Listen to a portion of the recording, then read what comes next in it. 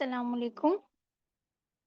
اعوذ باللہ من الشیطان الرجیم، بسم اللہ الرحمن الرحیم، نحمدہ ونصلی علی رسولہ الکریم، اما بعد فاعوذ باللہ من الشیطان الرجیم، بسم اللہ الرحمن الرحیم۔ اللہم انا نسألک علما نافعا وعملا متقبلا ورزقا طیبا، اللہم انا نسألک علما نافعا وعملا متقبلا ورزقا طیبا، رب اشرح لی صدری ویسر لی امری واحلل عقدۃ من لسانی یفقہوا قولی۔ السلام علیکم عزیز پیما ایسوسیٹ ممبرس اور پیما ممبرس، آپ سب کو آج کی کلاس میں خوش آمدید۔ آج ہم IIC لیول 2 کی نویں کلاس میں شریک ہو رہے ہیں سب، اور اب بس ایک ہی کلاس رہ گئی ہے۔ اب جن بچوں کی اٹینڈنس پہ سب اپنی نظر ڈالیں، اگر 70% سے کم ہے، مطلب 7 کلاسز اگر نہیں پوری ہو رہی، تو کوشش کرنی ہے کہ کل اگلی جو کلاس ہے وہ بھی لازمی اٹینڈ کرنی ہے۔ دوسرا، ابھی بھی آپ لوگ کے جو دوست ہیں جو آپ کو یہاں میٹنگ میں نظر نہیں آ رہے ہیں، تو ان کو بھی کائنڈلی کال اور میسج کر کے شرکت کی دعوت دیجیے۔ اچھا، ویسے تو اب تک آپ سب پیما سے اچھا خاصا تعارف ہو چکا ہوگا۔ پیما کا Pakistan Islamic medical associates basically ایک ڈاکٹرز کی تنظیم ہے، اسلامک ڈاکٹرز کی تنظیم، جس کا ایک نصب العین ہے۔ جب ہم جمعیت میں تھے اور جب ہم پیما میں آئے، تو نصب العین بنیادی طور پہ دونوں کا سیم ہی ہے، لیکن اس میں ایک چھوٹا سا فرق ہے، اور وہ دیکھا جائے تو پروفیشن کے حساب سے پھر ہمارے نصب العین پہ بھی اثر پڑتا ہے۔ جمعیت میں تھا کہ اللہ اور اس کے رسول کے بتائے ہوئے طریقے کے مطابق انسانی زندگی کی تعمیر کے ذریعے رضا الہی کا حصول، یہ تھا نصب العین۔ اب اس میں خدمت خلق بھی آ گیا، باقی سارا ویسے ہی ہے، لیکن اب چونکہ ہمارے پروفیشن کا حصہ ہے یہ کہ خدمت خلق بھی کرنی ہے، تو اب یہ بھی ہمارا ایک امپورٹنٹ کام ہے، ٹھیک ہے۔ تو نصب العین بیسیکلی ہوتا کیا ہے کہ نصب مطلب فکس کرنا آئین آنکھوں کو، مطلب آپ نے آئیز کسی ایک چیز پہ فکس کی ہوں، کسی ایک ٹارگٹ پہ، تو اب ظاہر سی بات ہے جس چیز کو ہم جتنا زیادہ اہمیت دیں گے، جس کام کو یا جس بات کو، جیسے جب ہمارا کوئی ایگزام ہو رہا ہوتا ہے تو ہمیں سوتے جاگتے، ایون ہمیں خواب بھی ایگزام کے آ رہے ہوتے ہیں، کبھی ہم بیٹھ کے خواب میں ایگزام دے رہے ہوتے ہیں، کیونکہ وہ ہمارے دماغ میں ایک اہم چیز کی طرح فکس ہوتا ہے، ہمارے ذہن میں ہوتا ہے کہ امتحان ہونے ہیں، دن ہم گنتے رہتے ہیں۔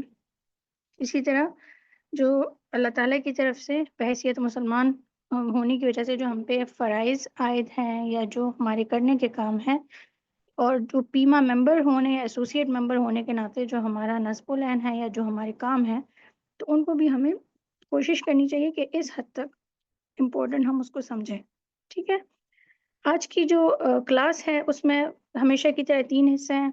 قرآن سب سے پہلا، اس کے بعد حدیث کا سیشن ہونا، اور اس کے بعد ایک اہم لٹریچر کا حصہ ہے جو ہے تحریک اور کارکن۔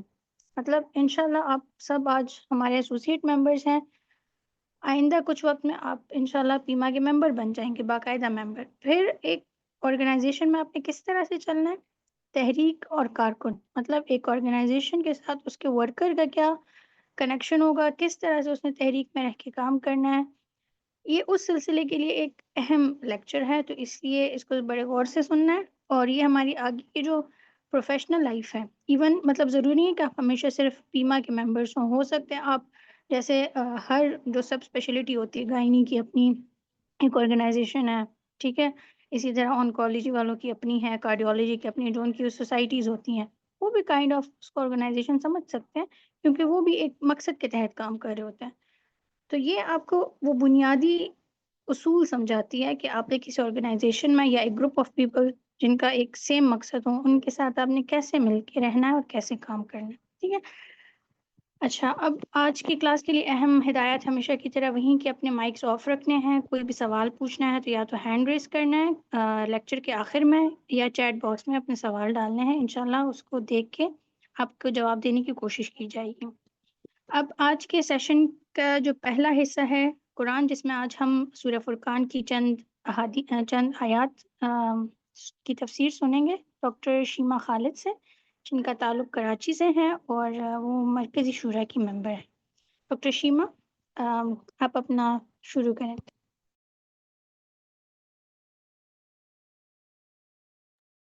جی، بسم اللہ الرحمن الرحیم۔ تو آج اس IIC 2 کی جو کلاس میں مجھے سورہ فرقان پہ بات کرنے کا موقع دیا گیا ہے، اور ویسے تو قرآن کی ہر سورت ہی ایسی ہے کہ جس میں بتائی جانے والی کوالٹیز اور جس میں جو اللہ رب العالمین ہم سے مخاطب ہیں اور کرائٹیریا اللہ نے بتایا ہے اور چاہتے ہیں اس پہ عمل کرنا چاہیے. لیکن یہ صورت اس لحاظ سے خاص ہے کہ اس میں اللہ تعالیٰ نے سورہ مومنون کی طرح، جس طرح سورہ مومنون میں اللہ تعالیٰ نے بہت جامع کچھ ایمان کی کریکٹرسٹکس بتائی ہیں جن کو انورٹڈ کاماز میں اگر ہم ڈالیں تو ایک مومن کی شخصیت بنتی ہے. بالکل اسی طرح سورہ فرقان میں بھی اللہ رب العالمین نے اس آخری رکوع میں مومنین کی وہ کوالٹیز بیان کی ہیں جس کو اپنے اندر ڈھالنے کے لیے اور ان کو اپنی زندگی کا حصہ بنانے کے لیے جس تحریک کے ساتھ ہم شامل ہوئے ہیں، ہم ان کو کیسے امپلیمنٹ کریں گے وہ آج ہم اس پہ بات کریں گے. سب سے پہلے بس ایک ہلکا سا اوور ویو لے لیتے ہیں سورت کا. یہ سورہ فرقان جو ہے وہ مکی سورت ہے، آپ سب نے اس کا مطالعہ کیا ہوگا، اور اس کے 6 رکوع ہیں. سب سے پہلے رکوع میں تو اللہ رب العالمین نے مقصد رسالت اور وحی پر بات کی ہے، اور اس کے بعد جو دوسرا رکوع ہے اس میں اللہ رب العالمین نے قرآن پر، رسول پر الزامات جو وہاں مکے کے لوگ لگاتے تھے ان کے جوابات دیے ہیں.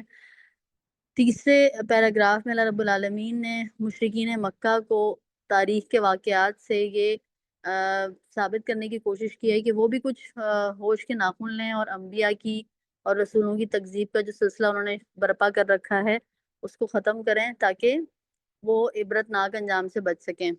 پھر جو چوتھا رکوع ہے اس میں اللہ رب العالمین نے قرآن کے جو دلائل ہیں، قرآن کی حقانیت کے، اس پر اور قرآن کی دعوت و تبلیغ پر زور دیا ہے کہ وہ کی جائے. پھر 5ویں رکوع میں اللہ رب العالمین نے توکل، تسبیح کے ساتھ ساتھ شرک کی تردید کی ہے اور توحید کا کام اور توحید کے پھیلانے کا کام جاری رکھنے کی ہدایت کی ہے.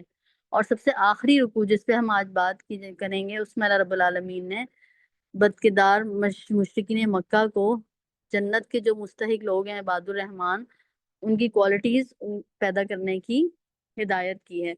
تو ہم آغاز کر لیتے ہیں اس رکوع کا. سب سے پہلے تو ہم یہ دیکھ لیں کہ اللہ رب العالمین نے جو اس میں جو آیت ہے وَعِبَادُ الرَّحْمَنِ الَّذِينَ يَمْشُونَ عَلَى الْأَرْضِ هَوْنًا وَإِذَا خَاطَبَهُمُ الْجَاهِلُونَ قَالُوا سَلَامًا، یعنی کہ رحمان کے اصلی بندے وہ ہیں جو زمین پر نرم چال چلتے ہیں اور جب جاہل ان کے منہ آئیں تو وہ کہہ دیتے ہیں کہ تم کو سلام ہو. اب بھئی رحمان کے تو سبھی بندے ہیں، اللہ نے سب کو پیدا کیا ہے، دنیا میں جو بھی شخص آیا ہے وہ رحمان کا ہی بندہ ہے. پھر جو اس دور میں مسلمان ہو گئے جنہوں نے ایمان اور اسلام قبول کر لیا، ایمان سے اپنے گواہی دی، اپنے عمل سے گواہی دی کہ وہ اسلام قبول کر چکے ہیں، وہ بھی رحمان کے بندے تھے. لیکن یہاں اللہ نے لفظ استعمال کیا رحمان کے اصلی بندے. اس سے کیا مراد ہے کہ جیسے ہم سبھی ڈاکٹرز ہیں نا، ہم سب ڈاکٹر بنتے ہیں، سب نے MBBS کیا ہوتا ہے، لیکن ہم میں سے ہر شخص یہ چاہتا ہے کہ وہ ایک اچھا فزیشین بنے. سبھی ڈاکٹر ہوتے ہیں لیکن اچھا فزیشین، ایک قابل ڈاکٹر کا لیبل لگانے کا ہم سب کو دل میں خواہش ہوتی ہے نا، اور اس کے لیے ہم تگ و دو بھی کرتے ہیں. ہم MBBS کے بعد گھر پہ نہیں بیٹھ جاتے، ہم ہاؤس جاب بھی کرتے ہیں اور کوشش کرتے ہیں کہ ہاؤس جاب میں جتنی بھی ٹرکس ہیں وہ سیکھ لیں جو ہماری پروفیشنل میں آگے ہمیں ہیلپ آؤٹ کریں گی. پھر ہم FCPS کر لیتے ہیں. اب تو FCPS سے بڑھ کے پوسٹ FCPS فیلوشپ بھی آ گئی ہے، اور کسی ایک فیلڈ میں نہیں، ہر فیلڈ میں ہی آ گئی ہے، بہت واسٹ ہو گیا سب کچھ. تو یہ ان سب کا مقصد کیا ہوتا ہے کہ ڈاکٹر تو سبھی ہیں لیکن سب ڈاکٹرز میں سے کچھ ایسے ہوں جو کہ اپنے پروفیشن میں بالکل اتنی مہارت رکھتے ہوں کہ وہ ان کو جو ہے وہ بالکل گریپ ہو ہر چیز پہ نا، اپنے پروفیشن پہ. تو بالکل اسی طرح سے اللہ تعالیٰ کہتے ہیں کہ سب بندے ہی ہیں، میرے بندے تو سب ہی ہیں، لیکن اصلی بندے کون سے ہیں؟ وہ ہیں جو ان آیات میں جو کوالٹیز بیان کی گئی ہیں وہ اندر اپنے حاصل کرنے کی، اتارنے کی کوشش کریں گے، پیدا کرنے کی اور ان کو بڑھانے کی کوشش کریں گے. یہ جو کوالٹیز ہوں گی وہ رحمان کے محبوب بندوں کو اللہ تعالیٰ کے باقی بندوں سے الگ کرتی ہیں. ان میں سب سے پہلی چیز جس کا یہاں ذکر کیا گیا، جو زمین میں نرم چال چلتے ہیں. اب چال چلنا کیا ہوتا ہے؟ یہ وہ والی چال نہیں ہے جو اردو میں ہوتا ہے ٹرک کھیلنا، ٹھیک ہے؟ یہ وہ والی چال ہے جو زمین پر چلی جاتی ہے، آپ کا چلنے کا طریقہ کار. اب بھائی سب سے پہلے چال کا ذکر کیوں کیا؟ اللہ تعالیٰ کی جو بات ہوتی ہے نا قرآن میں وہ کسی نہ کسی خاص مقصد کے تحت ہوتی ہے، ایسے ہی الٹپ اور بے معنی نہیں ہوتی نا. تو یہاں بھی اگر ہم دیکھیں کہ میں تفاسیر میں بھی پڑھ رہی تھی تو بڑا اچھا یہ مجھے لگا کہ بھئی آدمی کی چال کا ہی سب سے پہلے ذکر کیوں ہوا. ہم تو دیکھتے ہیں کہ ہم اگر کسی شخص کو ملتے ہیں پہلی دفعہ تو ہم اس کی شکل سے یا تو متاثر ہوتے ہیں یا اس کے کپڑوں سے متاثر ہوتے ہیں یا اس کے اسٹیٹس سے متاثر ہوتے ہیں، لیکن اللہ تعالیٰ نے یہاں کیا بیان کیا کہ وہ جو زمین پر نرم چال چلتے ہیں، یعنی کہ انسان کے جو سوچ اور ذہن کی نمائندگی کرتی ہے وہ اس کا چلنے کا طریقہ کار ہی نمائندگی کرتا ہے نا. جیسے فار ایگزامپل اگر ایک شخص ڈاکو ہے یا غنڈا ہے، ٹھیک ہے، ہمیں اچھی طرح پتا ہے کہ اس کا بات کرنے کا طریقہ، اس کی چال، اس کے چلنے کا طریقہ، اس کا اسٹائل کیسا ہوگا. وہ اس شریف النفس آدمی جیسا نہیں ہوگا جس کو وہ لوٹنے جا رہا ہوگا. یا جو ظالم ہوتا ہے اس کی چال کیسی ہوتی ہے، اس کا رویہ کیسا ہوتا ہے، اور اس کی جو ایٹیٹیوڈ ہوتا ہے، چلنے کا طریقہ ان لوگوں کی طرح کیسا ہوتا ہے، مظلوم جیسا نہیں ہوتا. تو بالکل انسان کے جو ذہن اور سوچ کی اور شخصیت کی جو نمائندہ ہوتی ہے، آپ ذہن کو تو بعد میں پڑھتے ہیں نا انسان کے، جو سب سے پہلے نظر آتا ہے وہ شخص کی چال نظر آتی ہے. تو اللہ تعالیٰ نے یہی فرمایا کہ سب سے پہلی جو کوالٹی ہے وہ یہ کہ رحمان کے بندے نرم چال چلتے ہیں. اب نرم چال سے کیا مراد ہے، کس طرح سے چلا جائے؟ کیا گرتے ہوئے چلیں، کیا بالکل ایسے چلیں جیسے ہم کمزور ہیں، لاغر ہیں، بالکل بالکل کسمہ پوسی کی حالت میں، یا اپنے اندر ایک، اپنے اوپر ایک وہ فالس طاری کر لینا ایک حالت کے ہم تو سب سے زیادہ مسکین ہیں. اللہ تعالیٰ کیا یہ چاہ رہا ہے؟ نہیں، اللہ تعالیٰ بالکل ایسا نہیں چاہ رہا کہ اللہ کے بندے ایسی چال چلیں. بلکہ حضرت عمر کی زندگی سے ہی ہمیں ایک مثال ملتی ہے کہ ایک جوان آدمی گزر رہا تھا جو کہ بالکل مریل طریقے سے چل رہا تھا. آپ نے اس کو بلایا اور اس سے پوچھا کہ کیا تم بیمار ہو؟ تو اس نے کہا نہیں. تو آپ نے اس کو بولا قوت کے ساتھ چلو، یعنی نہ تو بناوٹی ہو کے چلو کہ عاجزی کے ساتھ بناوٹ شو کرو، اور نہ ہی اکڑ کے. اور اسی طرح سے اللہ کے نبی کریم صلی اللہ علیہ وسلم کی چال کے بارے میں صحابہ کرام ذکر کرتے ہیں کہ ان کی چال بہت ہی اعتدال والی، معتدل ہوتی تھی. نہ ہی بہت زیادہ ایروگنٹ ہو کے چلتے تھے اور نہ ہی بہت زیادہ لاغر ہو کے چلتے تھے. تو being a فزیشینز، being a doctor, ہم کہتے ہیں نا ہم کریم آف دا سوسائٹی ہیں. یہ جملہ جب ہم جمعیت میں نہیں آئے تھے، جب پیما میں نہیں آئے تھے، تو ہمیں بڑا دماغ میں جو ہے نا ایک غرور پیدا کر دیتا تھا کہ ہم تو بھائی کریم آف دا سوسائٹی ہیں، ہم سے تو بڑھ کے کوئی ذہین نہیں ہے، ہم سے تو بڑھ کے کوئی فتین نہیں ہے، اور ہمارا تو بس MBBS میں ایڈمیشن ہو گیا، ہم ڈاکٹر بن کے نکلیں گے تو ہم تو پوری سوسائٹی سے اوپر ہوں گے نا. تو یہ جملہ جو ہے نا کہیں ہمارے دماغ میں اگر رہ جاتا ہے تو وہ ہماری شخصیت پر، ہماری چال پہ بھی اثر انداز ہوتا ہے. ہم لوگوں میں اٹھتے بیٹھتے اسی ایروگینٹ طریقے سے ہیں. ہم مریضوں سے جب بات کرتے ہیں تو ہم کو کہتے ہیں تمہیں کیا پتا، میں ڈاکٹر ہوں نا، مجھے زیادہ پتا ہے. یا چلنے کا جو ہمارا طریقہ ہوتا ہے وہ اسپتال میں یہ نہیں کہہ رہی کہ ہم سب ایسے کرتے ہوں گے، لیکن عموماً جو ہم نے رویہ رجحان دیکھا ہے وہ ایسا ہی ہوتا ہے کہ ہم اپنے آپ کو کوئی اوپر کی خلائی مخلوق سمجھ رہے ہوتے ہیں. تو یہ جو رویہ ہے نا، یہ رحمان کے اصلی بندوں کا رویہ نہیں ہے. وہ لوگوں سے بات بھی نرمی سے کرتے ہیں اور چال بھی نرمی سے چلتے ہیں. اور جب جاہل ان کے منہ آئیں تو وہ ان کو کہہ دیتے ہیں سلام. اب یہ جاہل کون ہوتا ہے؟ جاہل شخص وہ ہوتا ہے جو ان پڑھ جاہل کی یہاں بات نہیں ہو رہی جس نے الف بے نہ پڑھی ہو، بلکہ اس کی بات ہو رہی ہے جو اپنی جہالت کی وجہ سے فوراً سے بات کرنے پر لڑائی جھگڑے پر اترا ہے اور شریف آدمی کو تھریٹ کرے اور بدتمیزی کرے. تو یہ کام ہم ظاہر ہے اپنے ہاسپٹلز میں بہت دیکھ رہے ہوتے ہیں. کہیں کہیں عملے کے لیول پہ ہم دیکھ رہے ہوتے ہیں کہ وہ مریضوں سے کر رہے ہوتے ہیں بدتمیزی اور جھگڑا. بات پوچھی کچھ جاتی ہے، اس کا جواب اتنا خراب طریقے سے دیا جاتا ہے کہ مریض ڈر جاتا ہے. یا ہم خود ڈاکٹرز کے لیول پہ بھی دیکھ رہے ہوتے ہیں کہ مریض نے پوچھا کچھ اور ہم نے ڈانٹ کے ان کو جھگڑنا شروع کر دیا. یا کہیں ہم یہ بھی دیکھ رہے ہوتے ہیں، دونوں طرف رویہ نظر آ رہا ہوتا ہے کہ مریضوں کی طرف سے بھی اور ان کے گھر والوں کی طرف سے بھی جھگڑنے والا رویہ ہوتا ہے. تو اس وقت ہم سے کیا ریکوائرڈ ہے؟ کیونکہ ہم علم والے ہیں، ہم نے علم حاصل کیا ہے، تو ہمیں مریضوں سے کیسے پیش آنا ہے؟ سلامتی کے ساتھ. ہم نے جھگڑے کا جواب جھگڑے سے نہیں دینا. اور پھر مجھے لگتا ہے یہ چیز ہمارے اپنے پروفیشن میں ہمارے کولیگز کے ساتھ بھی تعلق رکھنے میں کاؤنٹ ہوتی ہے نا. پروفیشنل جو جیلیسی ہوتی ہے یا اپنے آپ کو سینئر جونیئر کے لیول پہ آ کے مقابلہ کرنا، یہ سب چیزیں جو ہوتی ہیں وہ عباد الرحمان کی کوالٹی سے میچ نہیں کرتی. اپنے ساتھیوں کے ساتھ، اپنے قریبی ڈاکٹرز جو ہمارے وارڈ میں، ان کے ساتھ ایسا رویہ اختیار کرنا کہ ہم ان کے ساتھ جو ہے وہ ایسا ماحول کریٹ رکھیں کہ لڑائی جھگڑے والا نہ ہو. تو یہی اصل میں رحمان کے بندوں کی کوالٹیز ہیں. اب آگے اللہ رب العالمین نے فرمایا کہ والذین یبیتون لربہم سجدا وقیاما، جو اپنے رب کے حضور سجدے اور قیام میں راتیں گزارتے ہیں. اس سے پہلے کی جو آیت تھی اس میں رحمان کے بندوں کے دن کے معمولات ڈسکس ہوئے نا، کہ وہ دن میں کیسے ہوتے ہیں، وہ چلتے کیسے ہیں، وہ لوگوں سے رابطہ کیسے رکھتے ہیں، سلامتی کا جواب دیتے ہیں جھگڑے کے جواب میں. لیکن یہاں پہ اللہ تعالیٰ نے جو عباد الرحمان ہیں ان کے یہ بتایا ہے کہ ان کی راتیں کیسی ہوتی ہیں نا. تو راتوں کے بارے میں فرمایا ہے کہ وہ اللہ کے حضور سجدے اور قیام میں راتیں گزارتے ہیں. یعنی وہ سارے ٹائم ویسٹرز جو کہ ان کے وقت کو برباد کر سکتے ہیں ان سے اوائڈ کرتے ہیں. اور یہ رحمان کے بندے ایسے بندے نہیں ہیں کہ ان کو لگے کہ بھئی ہم نے تو دن میں بڑا اللہ تعالیٰ کی بتائی ہوئے احکامات پہ عمل کر لیا ہے، تو اب ہم فارغ ہیں، اب ہم آرام سے ٹھنڈے اس پہ سوئیں بستر میں اور ہم اپنے رب سے بے غرض ہو جائیں. یہ وہ لوگ ہیں جو کہ دن میں اللہ تعالیٰ کے احکامات اگر مانتے ہیں تو رات کو اسی کے حضور سجدے اور قیام کرتے ہیں. وہ اپنی عبادت کو کافی نہیں سمجھتے، وہ یہ نہیں سمجھتے کہ اگر ہم نے دن میں اللہ تعالیٰ کے کہے پہ عمل کر لیے تو اب ہم رات میں فارغ ہیں. اور سورہ سجدہ میں اللہ رب العالمین فرماتے ہیں کہ اللہ تعالیٰ کے بندوں کی کیا کوالٹیز ہیں کہ ان کی پیٹھیں بستروں سے الگ رہتی ہیں اور وہ خوف اور امید کے ساتھ اپنے رب کو پکارتے ہیں. تو سورہ زاریات میں بھی اللہ رب العالمین نے اپنے بندوں کی یہ کوالٹی کا فرمایا کہ یہ اہل جنت وہ لوگ تھے جو راتوں کو کم ہی سوتے تھے اور سحر کے اوقات میں مغفرت کی دعائیں مانگا کرتے تھے.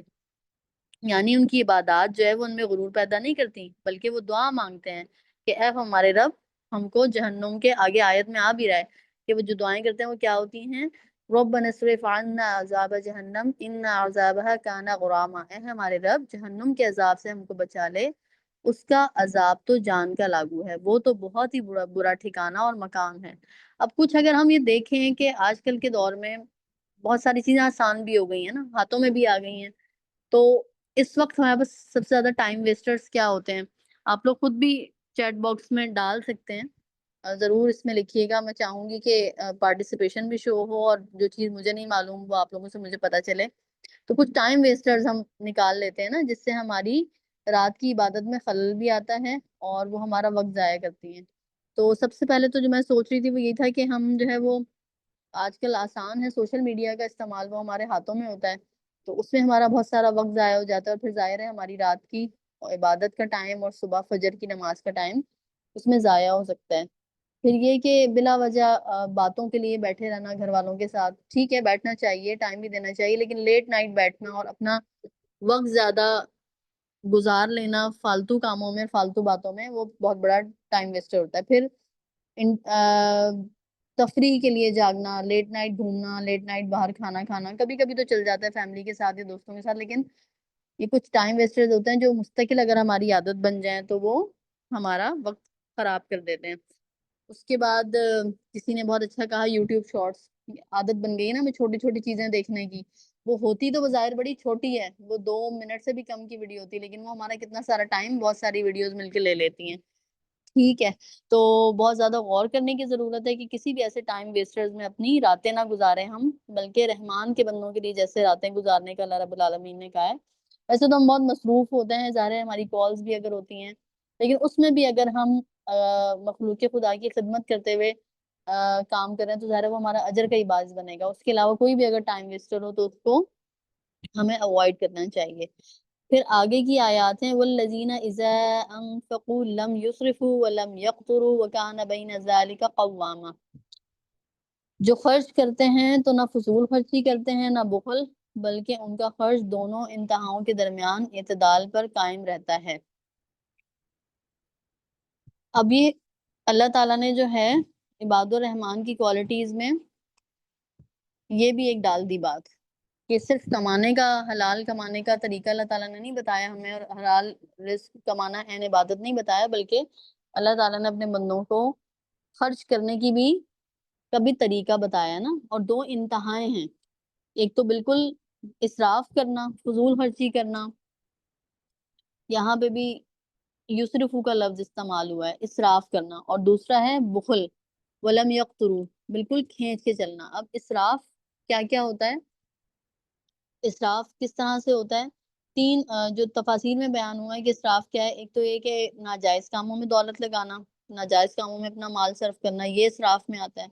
دوسرا اگر جائز کاموں میں بھی کیا جائے لیکن وہ حد سے زیادہ بڑا ہوا ہو تو وہ بھی پھر اسراف میں آتا ہے نا. بہت زیادہ کپڑے بنانا، ہر وقت ہی کپڑے بنانے کی سوچ سوار رہنا، شادی بیاہ اور دیگر رسموں میں بہت زیادہ پیسہ خرچ کرنا، یا گھر بنایا ہے تو گھر کی ہر وقت ہی ڈیکوریشن چینج کرنے، اس کو ہر وقت اپڈیٹ کرنے کے خیال رہنا، پھر کھانے پینے میں اسراف کرنا، سادگی اختیار نہ کرنا، یہ وہ سب کام ہے جو کہ ہیں تو جائز، جو کہ اللہ رب العالمین نے منع نہیں کیے، لیکن ایک حد کے اندر۔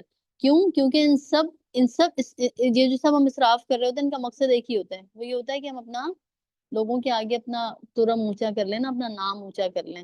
تو جب ہم اپنے نام بنانے کی فکر کرتے ہیں، اس کی فکر میں ہم اپنے پیسے کو اور دولت کو غلط طریقے سے استعمال کرتے ہیں، تو اس سے بھی اللہ رب العالمین نے منع کیا ہے۔ تو پہلی بات تو یہ آ گئی تھی کہ ناجائز کاموں میں دولت لگانا، اس کے بعد جائز کاموں میں بیجا خرچ کرنا، اور پھر یہ کہ نیکی، تیسری بات ہے کہ نیکی کے کاموں میں دکھاوے کے لیے خرچ کرنا۔ علماء نے جو اسراف کی تفسیر بیان کی ہے، اس میں یہ تینوں چیزیں آتی ہیں، یعنی کہ نیکی کے کاموں میں بھی آپ اس لیے بڑھ چڑھ کے حصہ لیں کہ لوگوں کو نظر آئے کہ آپ نے پیسہ دیا اور مال خرچ کیا، تو یہ بھی اسراف میں آتا ہے۔ اور بخل کیا ہے؟ بخیل کون ہوتا ہے؟ وہ شخص جو اپنی حیثیت کے مطابق خود پر اور اپنے اولاد پر، بچوں پر خرچ نہ کرے، وہ شخص بخیل کہلاتا ہے۔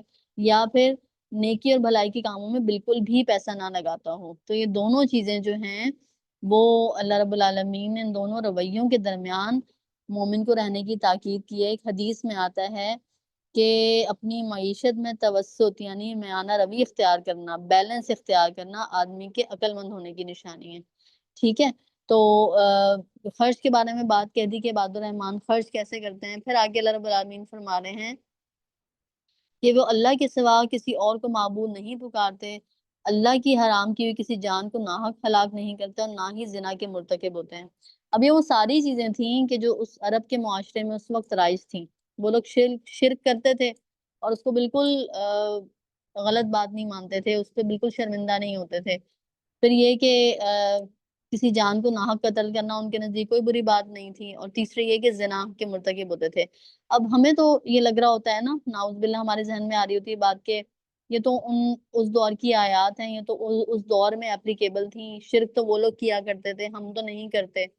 تو ہم اگر سوچیں کہ ہم کس کس طرح سے شرک کر رہے ہوتے ہیں، کوئی بتا سکتا ہے؟ چیٹ باکس میں بھی لکھ سکتے ہیں آپ لوگ، شرک کی کیا صورتیں ہوتی ہیں جو کہ ہم کر رہے ہوتے ہیں، اس سے اوائڈ کرنا چاہیے۔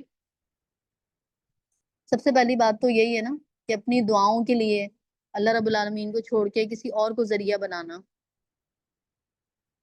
اولیاء اللہ اچھے لوگ تھے، نیک لوگ تھے، ہمیں ان کی زندگیوں سے، ان کے نیک اعمال سے سبق سیکھنا چاہیے، لیکن ان کی قبروں پہ جا کے دعائیں مانگنا یہ ایک شرک کی فارم ہے نا۔ دوسری شرک کی فارم کیا ہوتی ہے؟ جو کہ ہم اپنے گھر والوں اور رشتہ داروں اور اپنے خاندان کی جو رسموں کو لے کے چل رہے ہوتے ہیں، اور وہ بات اگر اللہ کے حکم سے ٹکرا رہی ہے، مطلب ایک بات میں مجھے پتا ہے کہ یہ میرے اللہ اور اس کے رسول کا حکم، قرآن کا حکم یہ کہتا ہے، لیکن میں پھر بھی وہ کام اس لیے کروں کہ وہ میرے ایک فیملی نارم ہے یا میری روایات میں چلتا آ رہا ہے یا رسم ہے، تو وہ بھی چیز پھر اس کا مطلب ہے میں نے اللہ کا حکم چھوڑ کے اس چیز کو مانا، یہ بھی شرک ہے۔ پھر سب سے بڑا شرک جو ہوتا ہے، جو سب سے خطرناک ہوتا ہے، وہ ہمارے نفس کا شرک ہوتا ہے۔ ہم جہاں بھی اللہ تعالیٰ کی بات آئے اس کو چھوڑ کے اپنے دل کی مرضی کریں، اپنی مرضی کی بات کریں، اس پر عمل کریں۔ بیک آف دا مائنڈ میں تو یہی ہوتا ہے کہ ہم اللہ کو اپنا رب مان رہے ہوتے ہیں، ہم اس سے انکار نہیں کر رہے ہوتے، لیکن اپنے عمل سے ہم کیا شو کر رہے ہوتے ہیں کہ ہم اپنے نفس کے غلام ہیں۔ تو یہ جو نفس کا شرک ہے، یہ سب سے خطرناک شرک ہے، اور اللہ رب العالمین ہم اس سے بچائے۔ پھر اللہ کی حرام کی ہوئی کسی جان کو ناحق ہلاک نہیں کرتے۔ ایک تو وہی بات ہے، کسی کو ناحق قتل کرنا بہت ہی اللہ تعالیٰ نے حرام قرار دیا۔ اس کے بعد جو یہاں میں نے تفسیر پڑھی اور جو مجھے سمجھ میں آیا کہ ناحق ہلاک کرنا، جو ہم یہ فیملی پلاننگ وغیرہ کرتے ہیں، اس لیے فیملی پلاننگ کرنا، اس لیے آبادی کی پلاننگ کرنا کہ جو ہے وہ ہم بچوں کو کھلا نہیں سکیں گے یا وسائل مہیا نہیں کر سکیں گے، اس کی حدیث میں بڑی ممانعت آئی ہے، کیونکہ رزق کا ذمہ دار اللہ رب العالمین ہے، اور ہم کسی بھی طور سے کسی انسانی جان کو دنیا میں لا کے اس کے رزق کے ذمہ دار نہیں ہے، یہ اللہ ہی ہے جو ہمیں بھی رزق دے رہا ہے، ان کو بھی دے گا۔ حضرت عبداللہ بن مسعود کی روایت ہے کہ آپ صلی اللہ علیہ وسلم سے کسی نے پوچھا کہ سب سے بڑا گناہ کیا ہے، تو آپ نے فرمایا کہ تو اللہ کے ساتھ کسی کو مد مقابل اور ہمسر ٹھہرائے، حالانکہ تجھے اللہ نے پیدا کیا ہے۔ پھر آپ سے پوچھا گیا اس کے بعد پھر کون سا گناہ ہے، تو آپ نے فرمایا کہ اپنے بچے کو اس خوف سے قتل کر ڈالنا کہ وہ تیرے ساتھ کھانے میں شریک ہوگا۔ پھر فرمایا کہ تیسرا گناہ کیا ہے، تو آپ نے فرمایا کہ تو اپنے پڑوسی کی بیوی سے زنا کرے۔ یہ بخاری اور مسلم کی حدیث ہے، اس میں بالکل کلیئر کٹ اس لحاظ سے فیملی پلاننگ کا فروغ کرنا کہ آبادی بڑھے گی تو ملک کے وسائل ڈاؤن ہوں گے. ہم تو پہلے ہی 2 بچے پڑھا لیں تو بڑی بات ہے, ہم تیسرا لے آئیں گے تو بچوں کی کوالٹی آف ایجوکیشن متاثر ہوگی, ان کا کھانا متاثر ہوگا, تو ہم یہ افورڈ نہیں کر سکتے نا, کیونکہ بینگ پریکٹسنگ, آپ لوگ تو ظاہر ابھی اس پریکٹس کے لیول پہ نہیں آئے, ہم یہ سب چیزیں فیس کر رہے ہوتے ہیں نا. تو یہ بھی شرک ہے کہ اللہ رب العالمین کو چھوڑ کے خود کو اس قابل سمجھنا ہے کہ ہم اپنی اولاد کو پالیں گے. اور یہ کسی جان کو ہلاک کرنے میں ہی آتا ہے کہ انڈیوس ابارشن کروانا. میڈیکل انڈیکیشن ہو تو وہ تو بالکل ایک ڈیفینیٹ بات ہے, جب ماں کی صحت پہ بات آئے گی, اور اس میں تو کوئی دو رائے نہیں ہے نا کہ ماں کی جان پہلے محترم ہے. لیکن اس کے علاوہ کسی بھی وجہ سے لوگ آ رہے ہوتے ہیں ہمارے پاس کہ پریگننسی ہو گئی ہے اور 4 دن کی تو ہے, 10 دن کی تو ہے, یا کبھی کبھی تو یہ بھی کہہ دیتے ہیں آرام سے کہ مہینے کی تو ہے, 3 مہینے سے پہلے تو آذان نہیں منتے, تو یہ حرام نہیں ہے. حالانکہ بالکل کلیئر کٹ سعودی علماء اس کو فتووں میں موجود ہے کہ کوئی بھی کسی بھی طرح کی ابارشن کرانا جو کہ میڈیکل انڈیکیشن سے ہٹ کے ہو وہ ناجائز ہے, اور اس کا بہت زیادہ گناہ ہے. تو اللہ تعالیٰ ہمیں ایز اے مسلم فزیشین, صرف ایک فزیشین نہیں بلکہ ایز اے مسلم فزیشین, اس بات کا اللہ تعالیٰ ہمیں اس قابل بنائے کہ ہم لوگوں کی جانوں کو بچانے والے ہوں, نہ کہ قتل کرنے والے. پھر اس کے بعد اللہ رب العالمین کہتے ہیں یہ کام جو کوئی کرے گا وہ اپنے گناہ کا بدلہ پائے گا, قیامت کے روز اس کو مکرر عذاب دیا جائے گا, یعنی کہ پلٹ پلٹ کے بار بار عذاب دیا جائے گا. یہ کتنا مطلب تصور میں اگر لائیں, اللہ تعالیٰ ہم سب کو اس عذاب سے محفوظ رکھے. یہاں پہ اگر کبھی کھانا پکاتے ہوئے انگلی جل جاتی ہے, ایک دفعہ ہی جلتی ہے, تو اس کی تپش, اس کی حرارت کتنی دیر تک محسوس ہوتی رہتی ہے. تو اللہ تعالیٰ ہمیں وہاں کے عذاب سے بچائے, اور وہاں کا عذاب تو یہ ہے کہ جان کا لاگو ہوگا نا, جو بار بار دیا جائے گا, ہر گناہ کے بدلے میں دیا جائے گا اور تسلسل سے دیا جائے گا, اور اس میں وہ ہمیشہ ذلت کے ساتھ پڑا رہے گا. اللہ یہ کہ کوئی ان گناہوں کے بعد توبہ کر چکا ہو اور ایمان لا کر عمل صالح کرنے لگا ہو. یہ اللہ تعالیٰ نے توبہ کا جو دروازہ کھلا رکھا ہے, یہ ہمارے لیے بہت بڑی رحمت ہے. یہ صرف ان لوگوں کے لیے نہیں ہے جو مشرکین مکہ تھے اور پہلے کفر کرتے تھے اور ان کے لیے کہہ دیا گیا, یہ ہمارے لیے بھی بشارت ہے.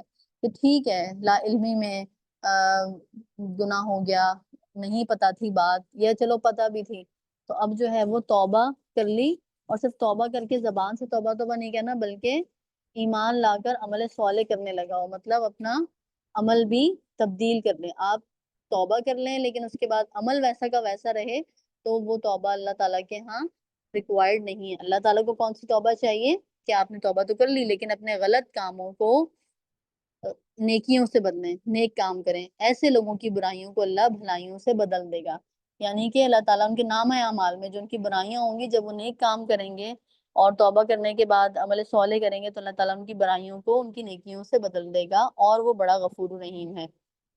پھر آگے اللہ رب العالمین فرماتے ہیں جو شخص توبہ کر کے نیک عمل اختیار کرتا ہے تو وہ اللہ کی طرف پلٹاتا ہے جیسا کہ پلٹنے کا حق ہے. اب یہ پلٹنے کے حق سے کیا مراد ہے, مطلب اس سے کیا مراد ہے پلٹنے کے حق سے, یعنی کہ پلٹ کر وہ اللہ کی طرف ایسے آتا ہے جیسے انسان جو ہے وہ تمام قصوروں سے بھاگ کے اللہ تعالیٰ کے پاس میں ہوتا ہے نا, امی کی بات نہیں مانی لیکن ایک دم پھر جب معافی مانگی تو امی سے لپٹ گیا. بالکل اللہ تعالیٰ کے پاس بھی پلٹنے کا حق ایسا ہی ہوتا ہے کہ جیسے اللہ رب العالمین کی ذات اپنا دامن رحمت کھولے ہوئی ہو اور ہم ایک شرمسار بندے کی طرح اس کے دامن سے لپٹ جائیں. اور رحمان کے بندے وہ ہیں جو جھوٹ کے گواہ نہیں بنتے, اور کسی لغو بات پر سے ان کا گزر ہو تو شریف آدمیوں کی طرح گزر جاتے ہیں. اب یہ جھوٹ کے گواہ بننے سے کیا مراد ہے, ہم تو نہیں خدا نخواستہ جھوٹ کی گواہی دے رہے ہوتے, ہم تھوڑا اپنی پریکٹیکل ایگزامپل دیکھیں گے اپنے پروفیشن سے ریلیٹڈ. جب ہم MBBS میں ہوتے ہیں, جب کلاسز ہمارا کوئی دوست بنک کر رہا ہوتا ہے یا ہم خود بنک کر رہے ہوتے ہیں, تو ہم اٹینڈنس لگوا دیتے ہیں جھوٹی, ہے نا, دوست نہیں آئی ہے تو چلو اس کی اٹینڈنس لگوا دی. یہ بھی جھوٹ کی گواہی ہے, ایک بندہ موجود نہیں تھا اور اس کو آپ نے پریزنٹ شو کر دیا. پھر جھوٹ کی گواہی کیا ہے, آپ کو مریضوں, کسی بھی مریض کے لیے XYZ کے لیے میڈیسن لکھنی ہے, آپ کے سامنے بہت ساری چوائسز ہیں میڈیسن لکھنے کی, لیکن آپ نے اس میڈیسن کو پریفر کیا جہاں سے جس کی فارما کمپنی سے آپ کو تھوڑا بہت کوئی بینیفٹ ملنے کی امید تھی. مریض کے لیے دوائی A صحیح تھی, وہ اکنامیکل بھی تھی, وہ اس کے لیے ٹھیک بھی تھی, اس کی کوالٹی بھی اچھی تھی, لیکن آپ نے بی دوائی کو پریفر کیا. کیوں پریفر کیا؟ کہ اس سے مجھے کچھ نہ کچھ انسینٹیو ملے گا. وہ دوائی مہنگی بھی تھی, وہ ایفیکیسی میں بھی اتنی نہیں تھی. تو یہ آپ نے, اس کا مطلب یہ ہے کہ جھوٹ کی گواہی دی. تو بس آج سے ہم سب اپنے پریکٹیکل لائف میں سب ایگزامپل دیکھیں گے کہ اللہ تعالیٰ ہم ان سارے کاموں سے, مطلب جھوٹ بولنا ہمارے معاشرے میں بہت کچھ سمجھا ہی نہیں جاتا نا, لیکن اللہ تعالیٰ یہاں کہہ رہے ہیں کہ جھوٹ کے گواہ نہیں بنتے. ایک تو بولتے نہیں ہیں, اوپر سے گواہی بھی نہیں دیتے اس کی. تو مطلب یہ تو بہت ہی زیادہ ناپسندیدہ چیز ہے کہ جھوٹ بولا جائے. ہم یہ دیکھ رہے ہوتے ہیں کہ ہمارے معاشرے میں بھی, خود ہم سب بھی اسی کا حصہ ہیں کہ چھوٹی سے چھوٹی بات پہ جھوٹ بول دیا جاتا ہے بغیر یہ سوچے سمجھے کہ اس کے اثرات کیا ہوں گے. ظاہر ہے وہ معاشرے میں اس کے اثرات اچھے نہیں ہوتے اور اس کو برا بھی نہیں مانا جا رہا ہوتا. تو اللہ رب العالمین ہمیں جھوٹ کے گواہ بننے سے بچائے. اور کسی لغو چیز پر ان کا گزر ہو جائے تو شریف آدمی کی طرح گزر جاتے ہیں. لغو چیز کیا ہوتی ہے؟ یہ تو جھوٹ سے بھی بڑھ کر بڑی چیز ہے نا. ان میں کون کون سی چیزیں شامل ہوتی ہیں؟ وہ سب چیزیں جو آپ کا ٹائم ویسٹ کریں, بیکار ہوں, جن کا کوئی مقصد نہ ہو, جو آپ کو اللہ رب العالمین سے دور کر دیں, وہ سب چیزیں لغو چیزیں ہوتی ہیں. اب اس میں بہت ساری ایسی چیزیں آ جاتی ہیں, اگر ہم لکھنا شروع کریں تو اس میں وہ سارے ڈراماز بھی آ جاتے ہیں جو کہ ہمارا ٹائم ضائع کر رہے ہوتے ہیں. ہم ٹائم کسی اچھے کام میں لگا سکتے ہیں, یا جو گانے سننا ہے یا فضول کی گوسپس ہیں, یہ سب اس میں آ جاتی ہیں. تو یہاں پر اللہ تعالیٰ نے رحمان کے بندوں کی کوالٹی بتائی کہ وہ تو وہاں کھڑے ہونا درکنار, جو اللہ کے رحمان بندے ہوتے ہیں وہ شریف آدمی کی طرح گزر جاتے ہیں. وہ پسند بھی نہیں کرتے ایسی جگہ پہ کھڑے ہونا. کسی جگہ کانسرٹ ہو رہا ہو اس میں نہیں شامل ہوتے, کھڑے بھی ہونا پسند نہیں کرتے. تو یہ جو ہے رحمان کے بندوں کی ایک کوالٹی ہے کہ وہ بالکل بھی دلچسپی نہیں لیتے ایسے کاموں میں, اور جو ہے وہ مہذب بن کے وہاں سے الگ ہو جاتے ہیں, گزر جاتے ہیں, کھڑے بھی نہیں ہوتے. جنہیں اگر ان کے رب کی آیات سنا کر نصیحت کی جاتی ہے تو اس پر اندھے اور بہرے بن کر نہیں رہ جاتے, جو دعائیں مانگا کرتے ہیں کہ ربنا هب لنا من ازواجنا وذریاتنا وقرۃ اعین واجعلنا للمتقین اماما. اب یہ وہ دعا ہے جو اللہ تعالیٰ نے ہمیں سکھائی کہ اے ہمارے رب, ہمیں اپنی بیویوں اور اپنی اولاد سے آنکھوں کی ٹھنڈک دے اور ہم کو پرہیزگاروں کا امام بنا. یہ وہ دعا ہے جو ہم سب کو مانگنی چاہیے, کیونکہ جو اولاد ہوتی ہے, جو خاندان ہوتا ہے, اس کا ٹھیک ہونا بھی آپ کے لیے باعث کامیابی ہے. اور یہاں پہ اس سے ہمیں یہ سمجھ میں آیا کہ اللہ تعالیٰ ہمیں صرف اپنا آپ ٹھیک کرنے کا نہیں کہہ رہا کہ ہم خود نیک اور پرہیزگار بن جائیں, بلکہ ہماری اولاد بھی ایسی ہو, ہمارے گھروں کا ماحول بھی ایسا ہو کہ ہماری آنکھوں کی ٹھنڈک بن جائے. دنیا میں وہ چاہے جتنا بڑا مقام بنا لیں, جتنے بڑے سے بڑے, ہم بھی خود بھی ڈاکٹر بن جائیں, ہماری اولاد بھی بہت اچھا پڑ جائے, لیکن اصل کامیابی کیا ہے کہ وہ پرہیزگاروں کے امام ہوں, وہ متقی ہوں, وہ اللہ سے ڈرنے والے ہوں, وہ عباد الرحمان کی خصوصیات اپنے اندر ڈالنے والے ہوں. اگر ایسے لیڈرز ہم نے اپنے پیدا کر لیے, خود بھی ہم ایسے ہو جائیں, ہمارے بچے بھی ہماری نسلوں میں ایسے ہوں کہ جو مسلم امہ کے لیڈرز ہوں اور پرہیزگاروں کے امام ہوں, تو اللہ تعالیٰ ہمیں اس کا اجر ضرور دے گا. اور اللہ تعالیٰ کیا کہہ رہے ہیں کہ یہ وہ لوگ ہیں جو اپنے صبر کا پھل منزل بلند کی شکل میں پائیں گے, آداب و تسلیمات سے ان کا استقبال ہوگا, وہ وہاں ہمیشہ رہیں گے. کیا ہی اچھا ہے وہ ٹھکانہ اور وہ مقام.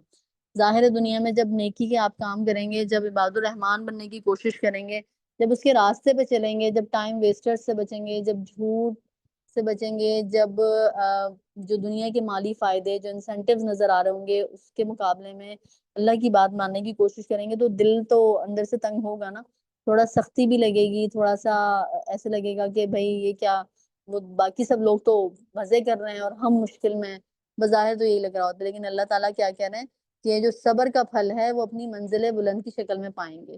وہ جو جنت ہے, اللہ تعالیٰ نے یہاں کہا, اللہ تعالیٰ نے یہاں جو جنت کے لیے ایک لفظ استعمال کیا تھا,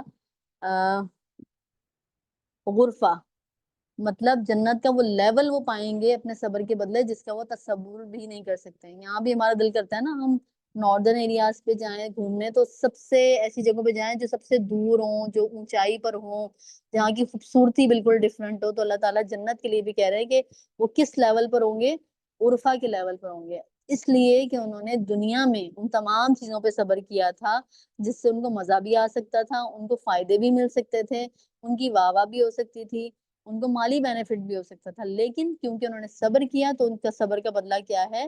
بلند جنت کا مقام, ٹھکانہ. اور ان کا استقبال کس سے ہوگا؟ آداب اور تسلیمات سے.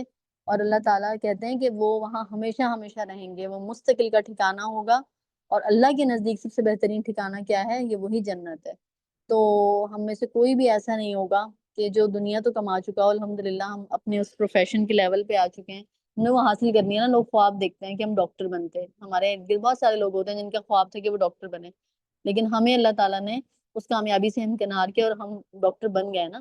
تو اصل میں تو یہ دنیا کی جو کامیابی ہے یہ عارضی کامیابی ہے. اللہ تعالیٰ کیا کہنا ہے, وہ آخرت کی ہمیشہ رہنے والی نعمت اور قیام گاہوں میں ہوں گے. تو اللہ تعالیٰ ہمیں اتنا عقل مند بنائے, اتنا سمجھدار بنائے, اور ایسی جیسے ہم دنیا میں اپنے آپ کو کریم آف سوسائٹی سمجھتے ہیں, ویسے ہی ہمیں اللہ تعالیٰ جنت میں بھی ایسے لوگوں کا ساتھ نصیب کرے, اور جو ہمیشہ رہنے والی ہے اللہ تعالیٰ ہمیں اس کے لیے بڑھ کے کوششیں کرنے والا اور دوڑ دھوپ کرنے والا بنائے.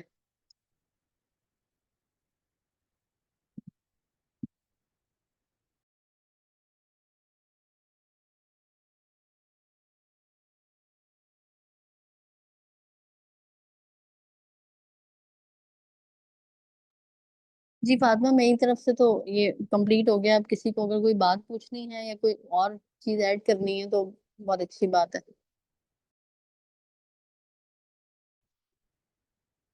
السلام علیکم. جزاک اللہ خیر ڈاکٹر شیما. اچھا, کسی کو کوئی بات رکھنی ہے؟ اگر نہیں تو پھر ہم اپنے اگلے سیشن کی طرف بڑھتے ہیں.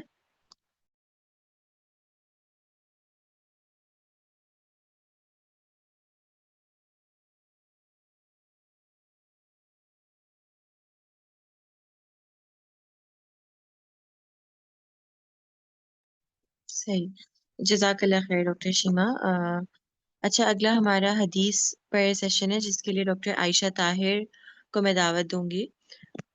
ڈاکٹر عائشہ ایک انتہائی قابل اور محنتی شخصیت ہیں, اور لاہور کے ایک معروف ہسپتال میں گائنی کی ریزیڈنٹ ہیں, اور اپنے طبی کیریئر میں شاندار کارکردگی دکھاتے ہوئے 27 گولڈ میڈل حاصل کر چکی ہیں.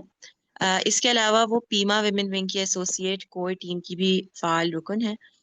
میں ڈاکٹر عائشہ کو دعوت دیتی ہوں کہ وہ حدیث کلاس کا آغاز کریں.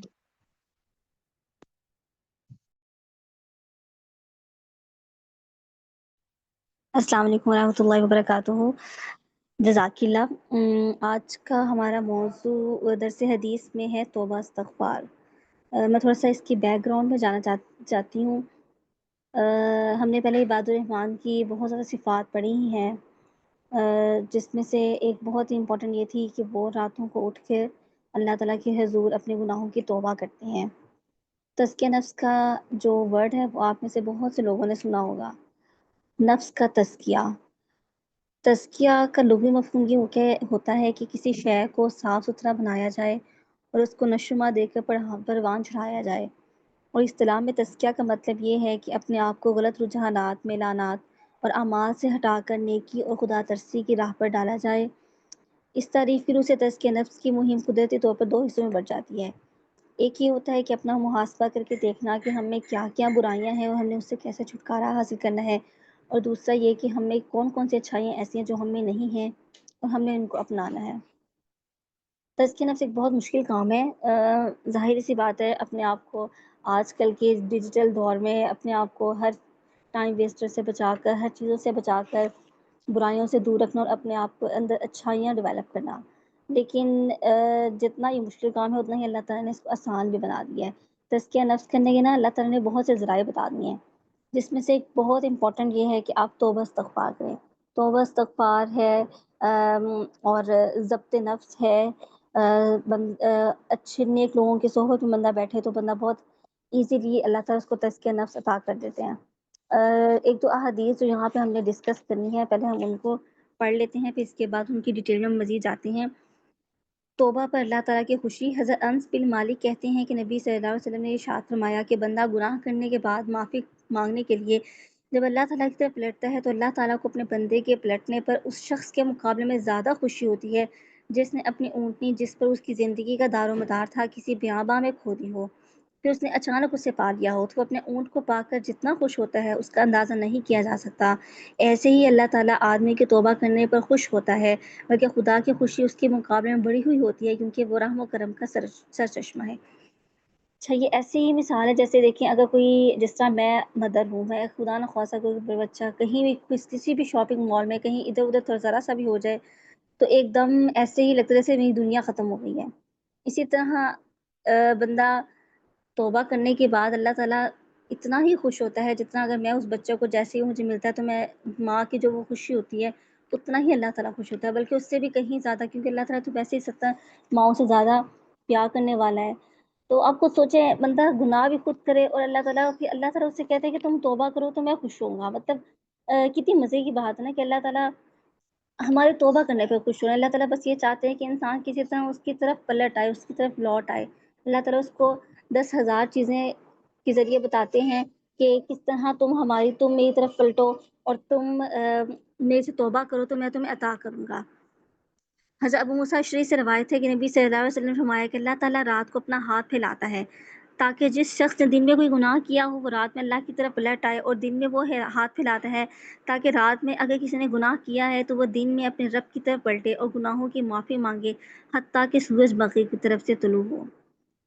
ویسے تو یہ اللہ تعالیٰ نے قرآن پاک میں ہم نے رات کے شر سے پناہ مانگی ہے۔ رات میں انسان کو گناہوں کی طرف بہت زیادہ میلان ہوتا ہے، اور بہت سی جس طرح چوری، ڈاکہ زنی، بہت زیادہ چیزیں ایسی ہیں جو رات کو بہت سے لوگ کرتے ہیں۔ تو اس لیے تبھی اللہ تعالیٰ نے رات کو گناہوں کی، جب ہم اللہ تعالیٰ سے بخشش مانگتے ہیں اس چیز کا بہت زیادہ ثواب رکھا ہے، تبھی تہجد کی نماز کا، اور اس ٹائم پہ اللہ تعالیٰ بہت زیادہ دعا کی قبولیت رکھی ہے۔ لیکن اللہ پاک دن میں بھی حاضر ہوتے ہیں، دن میں بھی اللہ تعالیٰ کا جو دروازہ ہے وہ ہر ٹائم کھلا ہے کہ بندے نے اگر رات میں کوئی گناہ کر لیا تو دن میں توبہ کر لے، اور دن میں اگر کوئی گناہ کر لیا ہے تو رات میں توبہ کر لے۔ اور یہ عمل اس وقت تک جاری رہتا ہے جب تک بندہ موت بندے کو آ جائے، یا پھر سورج مغرب کی طرف سے، مطلب قیامت آ جائے۔ اچھا، توبہ کی مدت کیا ہے؟ نبی صلی اللہ علیہ وسلم نے فرمایا کہ اللہ تعالیٰ بندے کی توبہ سانس کے اکھڑنے سے پہلے تک قبول کرتا ہے۔ یہی ہے کہ کسی نے ساری زندگی گناہ میں بسر کی ہو لیکن موت کی بھی ہوشی سے پہلے اس نے سچی حالت میں توبہ کر لی تو سب گناہ دھل جائیں گے، البتہ سانس کے اکھڑ جانے کے بعد جسے سکرات کے حد کہتے ہیں، اس وقت اگر کوئی معافی مانگے گا تو اسے معافی نہیں ملے گی۔ اس لیے ضروری ہے کہ موت دیکھنے سے پہلے آدمی توبہ کر لے۔ رسول اللہ صلی اللہ علیہ وسلم نے فرمایا کہ اے لوگو، اللہ تعالیٰ سے اپنے گناہوں کی معافی چاہو اور اس کی طرف پلٹ آؤ۔ مجھے دیکھو، میں دن میں 100 بار اللہ تعالیٰ سے مغفرت طلب کرتا ہوں۔ لیول چیک کریں کہاں آپ صلی اللہ علیہ وسلم کی ذات ہے جن کو اللہ تعالیٰ نے دنیا میں ہی بشارت دے دی، جن کو اللہ تعالیٰ نے دنیا میں ہی اتنی خوشخبریاں سنا دی، وہ اللہ پاک سے 100 بار اگر مغفرت طلب کر رہے ہیں تو مطلب ہم کیا ناداں سی چیز ہیں، ہم کون ہوتے ہیں جو ہم اللہ تعالیٰ کی طرف سے، اللہ تعالیٰ بار بار بلا رہے ہیں، اس کے باوجود ہم اس کی طرف نہیں جھکتے، ہم اس کے باوجود اس کی طرف رجوع نہیں کرتے۔ وہ اللہ تعالیٰ کے نبی دن میں اور رات میں 100 بار توبہ کرتے ہیں، اور صحیح رات وہ نمازوں سے اور سجدے سے نہیں اٹھتے۔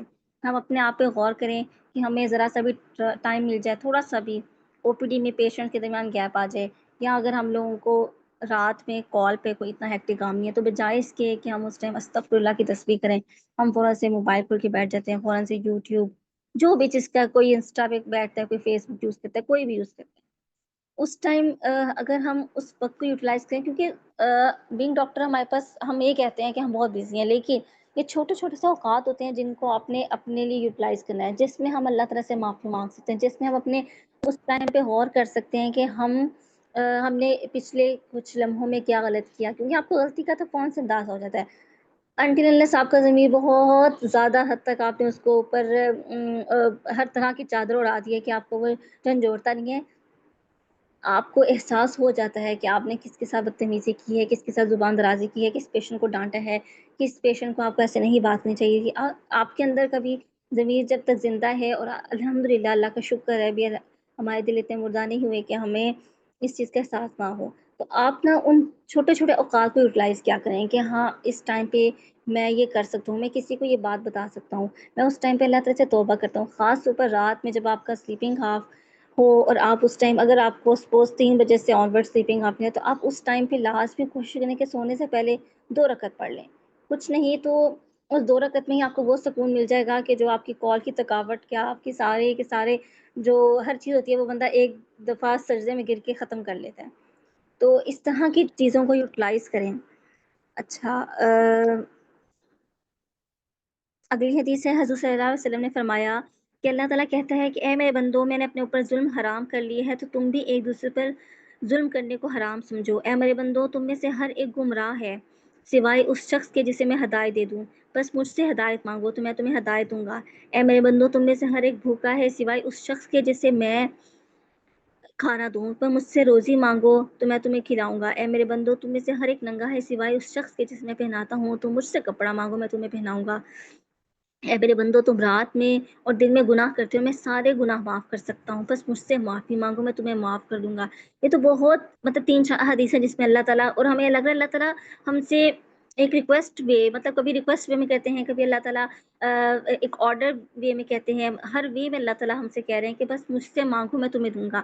اگر آپ کو ایک ساکس نہیں مل رہی تو اللہ تعالیٰ سے مانگو، اللہ تعالیٰ دیتے ہیں۔ اگر آپ کو نمک نہیں مل رہا، آپ اللہ تعالیٰ سے مانگے، اللہ تعالیٰ دیتے ہیں۔ اور آپ پریکٹیکلی ایسا کر کے دیکھیں، آپ کو ایک اپلیکیشن بعض اوقات نہیں مل رہی ہوتی ہے، اور آپ اللہ تعالیٰ سے فوراً سے دل میں دعا مانگتے ہیں، اللہ تعالیٰ فوراً سے حاضر کر دیتے ہیں۔ یہ تو بہت چھوٹی چھوٹی سی چیزیں ہیں، تو ہم کیوں نہیں اس رب سے مانگتے جو ہمیں اتنی دفعہ کہہ رہا ہے، اور ہم اللہ تعالیٰ سے ریلیکٹڈ رہتے ہیں کہ نہیں، ہم اوروں کی طرف جاتے ہیں، ہم اس سے ریکویسٹ کرتے ہیں کہ ہمیں لیو دے دو، ہم اس سے ریکویسٹ کرتے ہیں کہ ہمیں آج کی چھٹی دے دو، ہم ہر ایک سے ریکویسٹ کرتے ہیں، ہم اس اللہ سے کیوں نہیں مانگتے جو اللہ تعالیٰ ہمیں بار بار کہہ رہے ہیں کہ تم مجھ سے مانگو، روزی مانگو، کھانا مانگو، کپڑے مانگو، میں تمہیں عطا کروں گا۔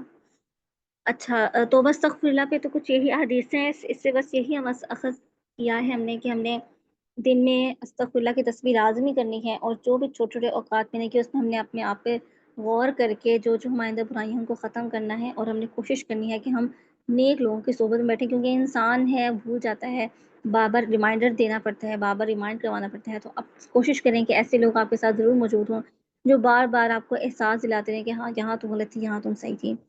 اچھا، نیکسٹ ایک ٹاپک ہمارا ہے توکل کا۔ اس میں پہلی حدیث یہ ہے کہ حضرت عمر کہتے ہیں کہ میں نے رسول اللہ صلی اللہ علیہ وسلم کو یہ ارشاد فرماتے سنا کہ تم لوگ اگر اللہ تعالیٰ پر ٹھیک سے توکل کرو تو وہ تمہیں اس طرح روزی دے گا جیسے کہ وہ چڑیوں کو روزی دیتا ہے۔ وہ صبح کو جب روزی کی تلاش میں گھونسوں سے روانہ ہوتی ہیں تو ان کے پیٹ پٹخے ہوتے ہیں، اور شام کو جب وہ گھونسوں میں آتی ہیں تو ان کے پیٹ بھرے ہوئے ہوتے ہیں۔ اچھا، توکل ویسے آپ نے کبھی سوچا کہ کیا ہوتا ہے؟ توکل ایسی چیز ہے کہ اگر کسی بندے کو کرنی آ جائے نا تو بندہ بہت مطلب اس کو زندگی کی ساری مشکلیں بہت آسان لگ جاتی ہیں۔ وہ مشکل سے مشکل آزمائش میں بھی اللہ تعالیٰ پہ توکل کر کے بہت خوش رہتا ہے۔ میں نے ایسے لوگ اپنی زندگی میں دیکھے ہیں جو کہ جس طرح کسی کی بہت قریبی کی ڈیتھ ہو تو وہ بھی ایسے اللہ تعالیٰ پر وہ توکل ایسے انہوں نے کیا ہوتا ہے کہ انہیں دیکھ کے لگا ہوتا ہے کہ ہاں ایسے لوگ ہیں جن کو سچ میں اللہ تعالیٰ نے نوازا ہے، اور جو اللہ تعالیٰ پہ صحیح جن کو صبر کرنے کا مفہوم آتا ہے۔ توکل کے معنی ہے کہ اللہ تعالیٰ کو اپنا وکیل بنانا اور اس پر پورا اعتماد کرنا۔ ہم وکیل، لائر یا ایڈوکیٹ ہم اس بندے کو بناتے ہیں جس پہ ہم سمجھتے ہیں کہ ہاں یہ میری بات پوری طرح سمجھ لے گا، اور یہ جو بھی میں اس کو بات کروں گی بہت اچھے طریقے سے رکھے گا، اور یہ سارا کا سارا معاملہ میرا سلجھا دے گا۔ ہم کورٹ میں بھی ایسے ہی بندے کو ہر کوئی وکیل، لائر بنانا پسند کرتا ہے جو کہ اس کا سارا کیس اس کی ہاتھ کی طرف آ جائے گا۔ تو اللہ تعالیٰ، جب ہم اللہ تعالیٰ پہ توکل کر رہے ہیں، اللہ تعالیٰ کو اپنا وکیل بنا رہے ہیں، اللہ تعالیٰ کو ہم اپنا گائیڈر بنا رہے ہیں، تو پھر وہ تو اگر ہم حقیقی طور پہ سمجھیں تو اس کا یہ مطلب ہے کہ ہم بس اس کو بتائیں گے وہ سب کچھ کرتا رہے گا، لیکن یہ چیز اتنی آسانی سے نہیں آتی۔ آپ کو اس کے لیے بڑی پریکٹس کرنی پڑتی ہے، آپ کو اس کے لیے بڑا کچھ مارنا پڑتا ہے۔ آپ کو اکثر اوقات بہت سی جگہوں پہ آپ کو جب پریکٹیکلی آپ آزمائیں گے تو آپ کو احساس ہوگا کہ یہ چیز بڑی محنت سے آتی ہے۔ جب آپ اس قدر آپ کا لیول ہو جائے کہ آپ اللہ تعالیٰ کے خوف سے اس قدر ڈر جائیں تو پھر اللہ تعالیٰ آپ کو توکل عطا کرتے ہیں۔ لیکن جب آپ اکٹھے رہتے ہیں، جب ہم اجتماعیت میں رہتے ہیں تو یہ چیزیں بہت آسان ہو جاتی ہیں آپ کے لیے۔ رسول اللہ صلی اللہ علیہ وسلم نے فرمایا کہ آدمی کی خوش نصیبی یہ ہے کہ جو کچھ اللہ تعالیٰ اس کے لیے فیصلہ کرے اس سے راضی ہو، اس پر قناعت کرے، اور آدمی کی بدبختی یہ ہے کہ اللہ تعالیٰ سے خیر اور بلائی کی دعا نہ کرے، اور آدمی کی بد نصیبی یہ ہے کہ اللہ تعالیٰ کے حکم اور فیصلے پر ناراض ہو۔ لیکن دنیا جو ہے وہ آزمائش کا گھر ہے، ایسا ہو ہی نہیں سکتا کہ ہمیں ایک بندہ بڑا اچھا لگ رہا ہوتا ہے کہ اللہ تعالیٰ نے اس کو ہر چیز عطا کر دیا، لیکن آپ اس سے پوچھیں تو وہ آپ کو سوچ باتیں بتائے گا۔ دنیا میں ہر شخص ایسا ہے، کیونکہ آدمی اس قدر ناشکرا ہے کہ وہ شاید، اور وہ کسی بھی چیز سے اس کا پیٹ نہیں بھر سکتا۔ تو اس لیے ہماری خوش نصیبی یہ ہے کہ ہمیں اللہ تعالیٰ جو بھی عطا کرے نا بس اس پہ الحمدللہ کہیں۔ آپ جب ایک دفعہ زبان سے بولنا شروع کریں گے نا الحمدللہ، تو آپ دیکھیں گے کچھ دیر بعد خود بخود آپ کے نا دل میں وہ الحمدللہ والی، بے شک آپ شروع میں ایسے ہی بولیں، کچھ عرصے بعد آپ محسوس کریں کہ ہاں آپ دل سے الحمدللہ کہہ رہی ہیں، آپ واقعی اس بات سے راضی ہو رہی ہیں۔ اگلی حدیث یہ ہے کہ ایک آدمی نے کہا کہ اے اللہ کے رسول صلی اللہ علیہ وسلم، میں اپنی اونٹنی کو باندھوں اور اللہ تعالیٰ پر توکل کروں یا اسے چھوڑ دوں اور توکل کروں، تو آپ سے فرمایا پہلے تم اسے باندھو پھر توکل کرو۔ مطلب یہ مطلب نہیں ہے کہ آپ نے اپنی چیزوں کو یا اپنی کوششیں کرنی نہیں ہے، اگر آپ کا پروف ہے تو آپ نے پڑھنا نہیں ہے کہ نہیں میں نے اللہ تعالیٰ پر توکل کر دیا تو اللہ تعالیٰ اب مجھے پاس کر دے گا، ایسا نہیں ہے۔ آپ نے کسی پیشنٹ کو بچانے کے لیے میڈیسن دیے بغیر ہی سوچ دیا کہ اللہ تعالیٰ نے میں آ گئی ہوں، میں نے اللہ تعالیٰ پہ توکل کر لیا تو اس پیشنٹ کا تو اللہ تعالیٰ اس کو ٹھیک کر دے گا، ایسی بات نہیں ہے۔ آپ نے اپنی طرف سے اٹموسٹ کوشش کرنی ہے، پھر اس کے بعد اللہ تعالیٰ پہ چھوڑنا ہے۔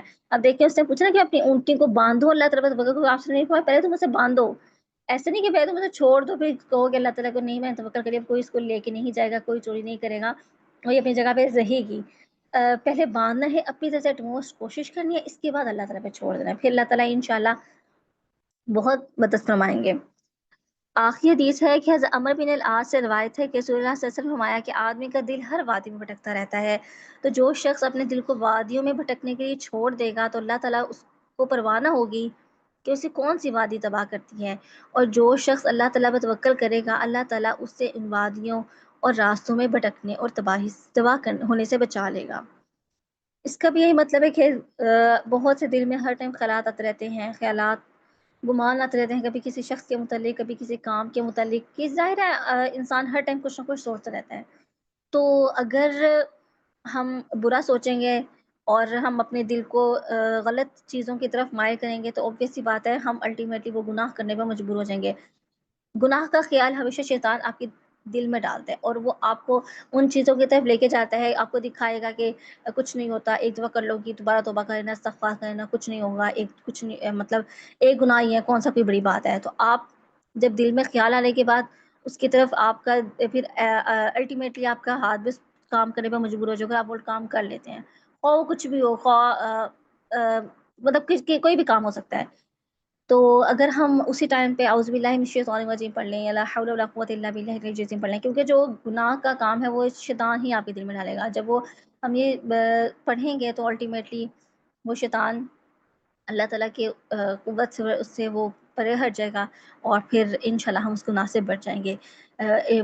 اس لیے اللہ تعالیٰ پر توکل کرنا ہے تو استغفر اللہ، اور استغفر اللہ کی تسبیح دن میں کم از کم ایک بار تو لازمی کریں، اور اس کے علاوہ صبح و شام کے اذکار اور نیک لوگوں کی صحبت، یہ 4-5 چیزیں ایسی ہیں کہ جو ہم انشاءاللہ اختیار کریں گے تو اللہ تعالیٰ ہمیں گناہوں سے بچا لے گا، اور انشاءاللہ ہمارا شمار بھی ان لوگوں میں شمار کرے گا جو راتوں کو اٹھ کے اللہ تعالیٰ کی عبادت کرتے ہیں۔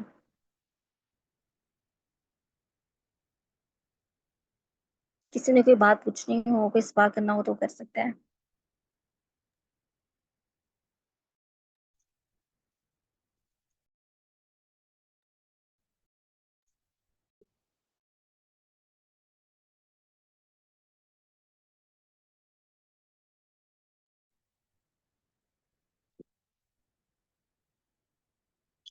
جزاک اللہ خیر ڈاکٹر عائشہ، اللہ تعالیٰ سے دعا ہے کہ اللہ تعالیٰ ہمیں کثرت سے استغفار کرنے والا، توبہ کرنے والا اور اللہ پر توکل کرنے والا بنائے۔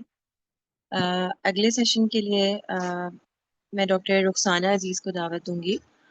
نیکسٹ ہمارا لٹریچر پر ڈسکشن ہے، کتاب ہے تحریک اور کارکن، اور ڈاکٹر رخسانہ جو ہیں وہ ایک تجربہ کار کنسلٹنٹ ریڈیولوجسٹ ہیں اور CPSP کی ایگزامینر ہیں، اور پیشہ ورانہ مہارت کے علاوہ پیما خیبر پختونخوا وومن ونگ کی صدر بھی ہیں۔ میں ڈاکٹر رخسانہ کو دعوت دیتی ہوں کہ وہ اپنی سیشن کا آغاز کریں۔ جزاک اللہ۔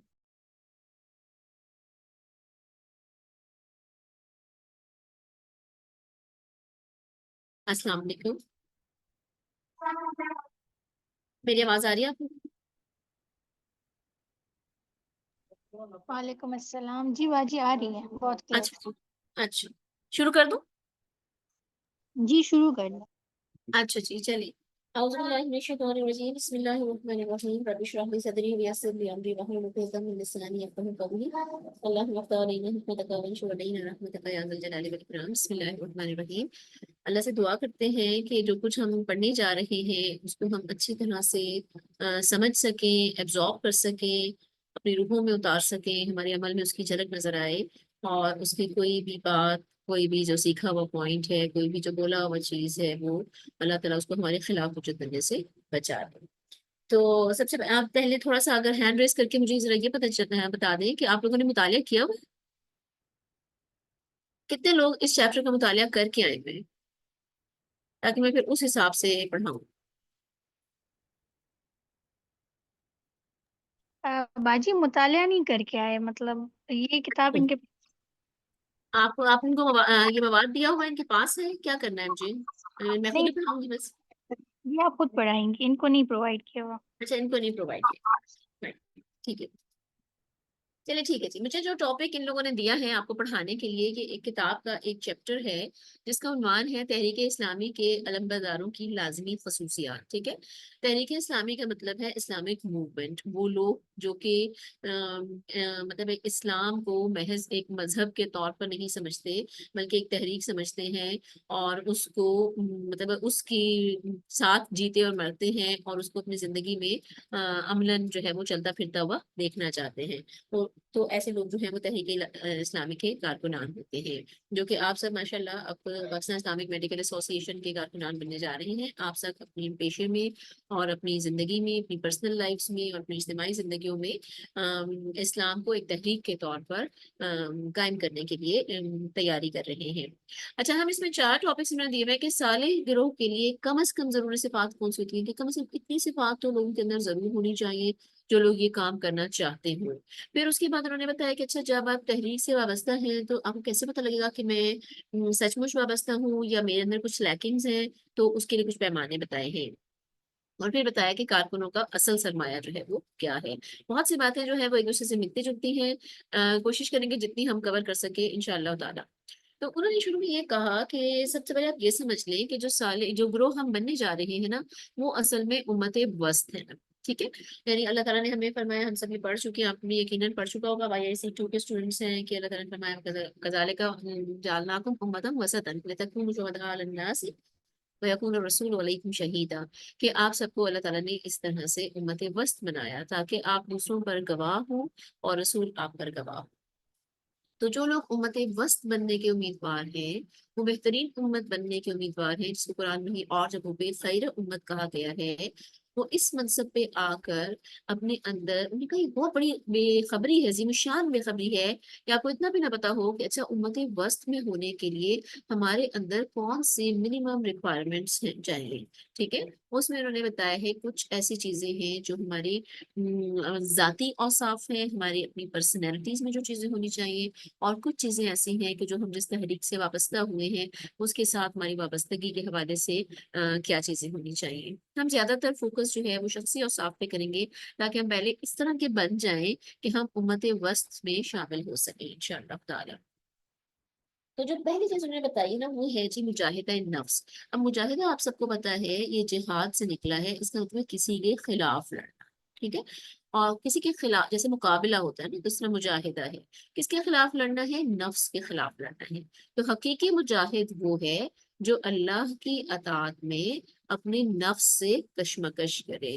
حدیث کا حوالہ دیا گیا ہے. تو اصل میں جو پہلا وصف ہے وہ یہ ہے کہ اپنے نفس کے خلاف جہاد کیا جائے. کچھ چیزیں میں نے ہائی لائٹ کی ہیں. انہوں نے یہ لکھا کہ اس سے پہلے کہ آپ باہر کی دنیا میں اللہ تعالیٰ کے باغیوں کو تلاش کریں اور آپ ان کو رام کریں، ان کو اللہ تعالیٰ کا مطیع بنانے کی کوشش کریں، سب سے پہلے آپ کے اندر ایک ایسا باغی موجود ہے جو ہر وقت یہ تقاضا کرتا ہے کہ کوئی ایسا کام کرے جس سے کہ اللہ تعالیٰ نے منع فرمایا ہے.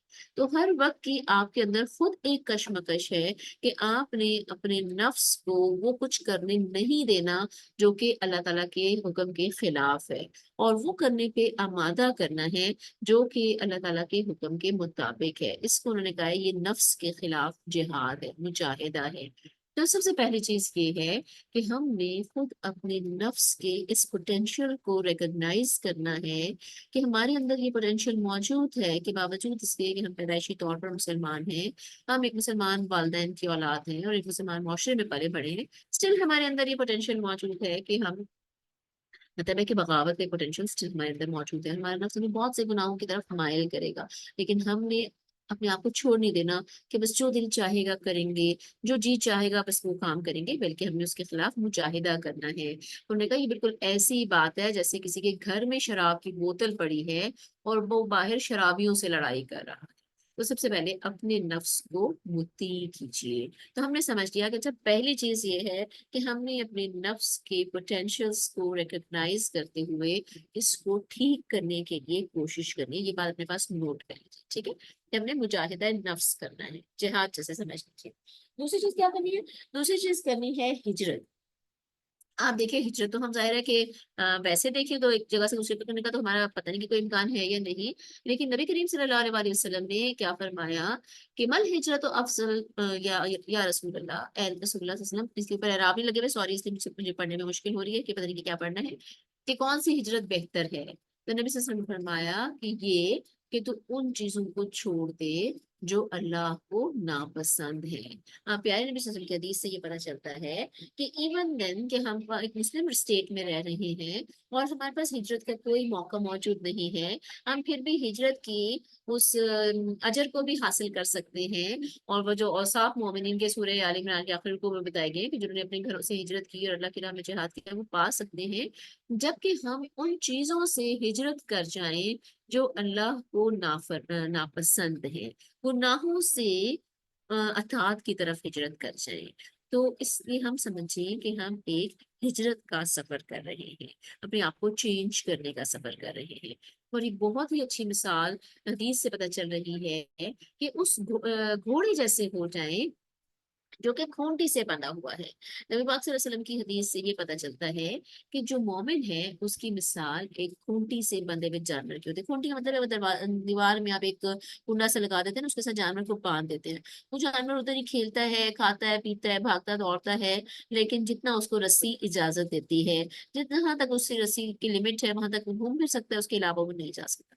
تو مومن بھی ایسا ہے, وہ اللہ کی رسی سے بندھا ہوا ہے. جتنا اور جہاں تک کھانے پینے کی اور جو کچھ کھانے پینے کی اللہ کی رسی اس کو الاؤ کرتی ہے وہ کرتا ہے, اور جس سے آگے اللہ کی رسی اس کو نہیں جانے دیتی اس سے آگے نہیں جاتا. تو ہم نے بھی اپنے آپ کو یہ جو اللہ کی رسی کی بائنڈنگ ہے نا, اس کو محسوس کرنا ہے. ہمارے اندر یہ چیز نہیں ہونی چاہیے جو آج کل ہے, میرا جسم میری مرضی اور میرا وقت میری مرضی اور میں ہر چیز اپنے مال کو جو ہے اپنی مرضی استعمال کروں, بلکہ ہم نے اونٹی سے بندھے ہوئے جانور کی کیفیت اپنے اندر پیدا کرنی ہے. تو دو اوصاف ہم نے سیکھ لیے کہ ہم نے نفس کے خلاف مجاہدہ کرنا ہے, اور دوسرا ہم نے گناہوں سے اطاعت کی طرف ہجرت کرنی ہے. تیسری جو بیٹا 650 اچھا, تیسرا جو وصف ہے وہ ہے فنا فی الاسلام ہو جانا. اب یہ بڑی امپورٹنٹ بات ہے. انہوں نے کہا جی فنا فی الاسلام ایسے ہونا چاہیے کہ مطلب آپ کی پرسنالٹی میں وہ چیز نظر آئے جو کہ اسلام ڈیمانڈ کرتا ہے, آپ نے ایسے بننا ہے. بڑی پیاری بات انہوں نے یہ لکھی کہ دیکھیے ہمارا مثال جو ہے, ہم تو ہیں ہی ڈاکٹرس, انہوں نے لکھا ہوا ہے کہ بھی ڈاکٹر دیکھیں بیماروں سے کشمکش کرتا ہے, وہ بیمار سے نہیں کر رہا, وہ بیماری سے لڑ رہا, ٹھیک ہے نا, اور اس کی بیماری کو ٹھیک کرنے کی کوشش کرتا ہے. وہ یہ تو نہیں کرتا نا کہ مریض سے نفرت کر رہا ہو اور مریض کو برا بھلا سمجھتا ہو اور بس وہ اس لیے. تو ہمارا مقابلہ بھی برائی سے ہے, بروں سے نہیں ہے, ٹھیک ہے نا. تو ڈاکٹر کیا کرتا ہے, انہوں نے کہا کہ وہ کڑوی کڑوی دوائیں بھی پلاتا ہے, انسیژن بھی دیتا ہے کسی کو, اور کوئی آرگن بھی بعض اوقات کاٹ دیتا ہے, لیکن کس وجہ سے کاٹتا ہے, اس کی نظر اس چیز پر ہوتی ہے کہ اس مریض کو میں نے ٹھیک کرنا ہے, ٹھیک ہے. تو اسی طرح سے ہم نے جو اپنے ساتھ کے لوگ ہیں, جو ہمارے فیملی ممبرس ہیں, جو ہماری فرینڈس ہیں, ہمارے کولیگس ہیں, جو ہمارے پیشنٹس ہیں, جو بھی لوگ ہیں ہمارے معاشرے کے جن کو ہم نے ہدایت کے راستے پر لانا ہے, ہم نے ان کے ساتھ ایسے بہیو کرنا ہے کہ جیسے ہم ان کی برائیوں کو ٹھیک کرنے کے لیے ایک ڈاکٹر کی طرح خواہاں ہیں. اس کو کبھی بھی یہ محسوس نہیں ہونے دینا چاہیے کہ اسے تحقیر کی نظر سے دیکھا جائے. دیکھیے اگر آپ کسی کو یہ کہیں گے تم تو بڑے گناہگار ہو اور تم یہ چیز چھوڑ دو, تو اس کو کبھی بھی وہ مطلب وہ سیلف ڈیفینس میں آ جائے گا. ہم نے اس کا احترام برقرار رکھنا ہے اور وہ ٹیکٹکس یوز کرنے ہیں جس سے ہم اس کو ٹھیک کر سکیں. یہ براہ راست اس کی ذات سے دشمنی کی جا رہی ہے, بلکہ وہ آپ کے اندر انسانی ہمدردی اور اخوت کو کام کرتا ہوا پائے. تو نے کہا آپ ایسے بنے کہ آپ دوسروں کی برائیوں کو دور کرنے کے لیے دل سے کوشش کریں, اور خود ایسے بن جائیں کہ جیسے نبی کریم صلی اللہ علیہ وسلم نے فرمایا اذا رؤوا ذکر اللہ, جب اس کو دیکھو تو تمہیں اللہ یاد آ جائے. تو ہمیں اس طرح کا بننا ہے, اور یہ بننا کوئی اتنا آسان کام تو نہیں ہے کہ ایک बंदा ऐसा बन जाए, हम बीमा के साथ जुड़ गए हैं तो हम ऐसे बन जाएंगे कि जैसे ही कोई हमें देखेगा तो वो उसको इस्लाम अल्लाह याद आएगा, मे बी कि हम समझेंगे हम पर्दा करना शुरू कर दें तो शायद लोग ऐसा हमें समझना शुरू कर दें, ये बात भी ठीक है। लेकिन अगर हम पर्दा करने के बाद भी लोगों के साथ बिहेव करते हुए वैसे होंगे कि जैसे कि लोगों को दूर करने वाले या मतलब रिपेलेंट होंगे, तो ऑब्वियसली लोग हमारे करीब तो नहीं आएंगे, ना इस्लाम के करीब आएंगे। तो उसके लिए प्यारे में से ने बहुत प्यारी हदीस बताई है कि मन अहब्बा लिल्लाह, जिसने अल्लाह के लिए मोहब्बत की, व अबग़ज़ लिल्लाह, और अल्लाह के लिए बुग़्ज़ रखा, व अता लिल्लाह, और अल्लाह के लिए दिया, व मना लिल्लाह, और अल्लाह के लिए रोका, फ़क़द इस्तकमल ईमान, तो यकीनन उसका ईमान मुकम्मल हो गया। तो हमने क्या करना है, ये हदीस अपने सामने लिख कर तर्जुमा के साथ रख लीजिए कि ये वो एम है, वो टारगेट है जिसको मैंने और आपने अचीव करना है अपनी जिंदगियों में, कि हमने अल्लाह ताला से इतना प्यारा ताल्लुक डेवलप करना है कि उसकी खातिर हम लोगों से मोहब्बत कर रहे हो, जिनको हम अदरवाइज न जानते हो, जिनसे अदरवाइज हमारा कोई रिलेशन ना हो, हम उनसे इसलिए मोहब्बत कर रहे हो कि वो भी अल्लाह से मोहब्बत करते हैं और अल्लाह को राजी करने की कोशिश करते हैं। और अगर हम किसी से बुग़्ज़ रखेंगे तो इसलिए नहीं रखेंगे कि उसने हमें गाली दी थी, उसने हमारे साथ बुरा सलूक किया था, हमें नुकसान पहुंचाया था, बल्कि इसलिए रखेंगे कि वो इस्लाम को नुकसान पहुंचाना चाहता है।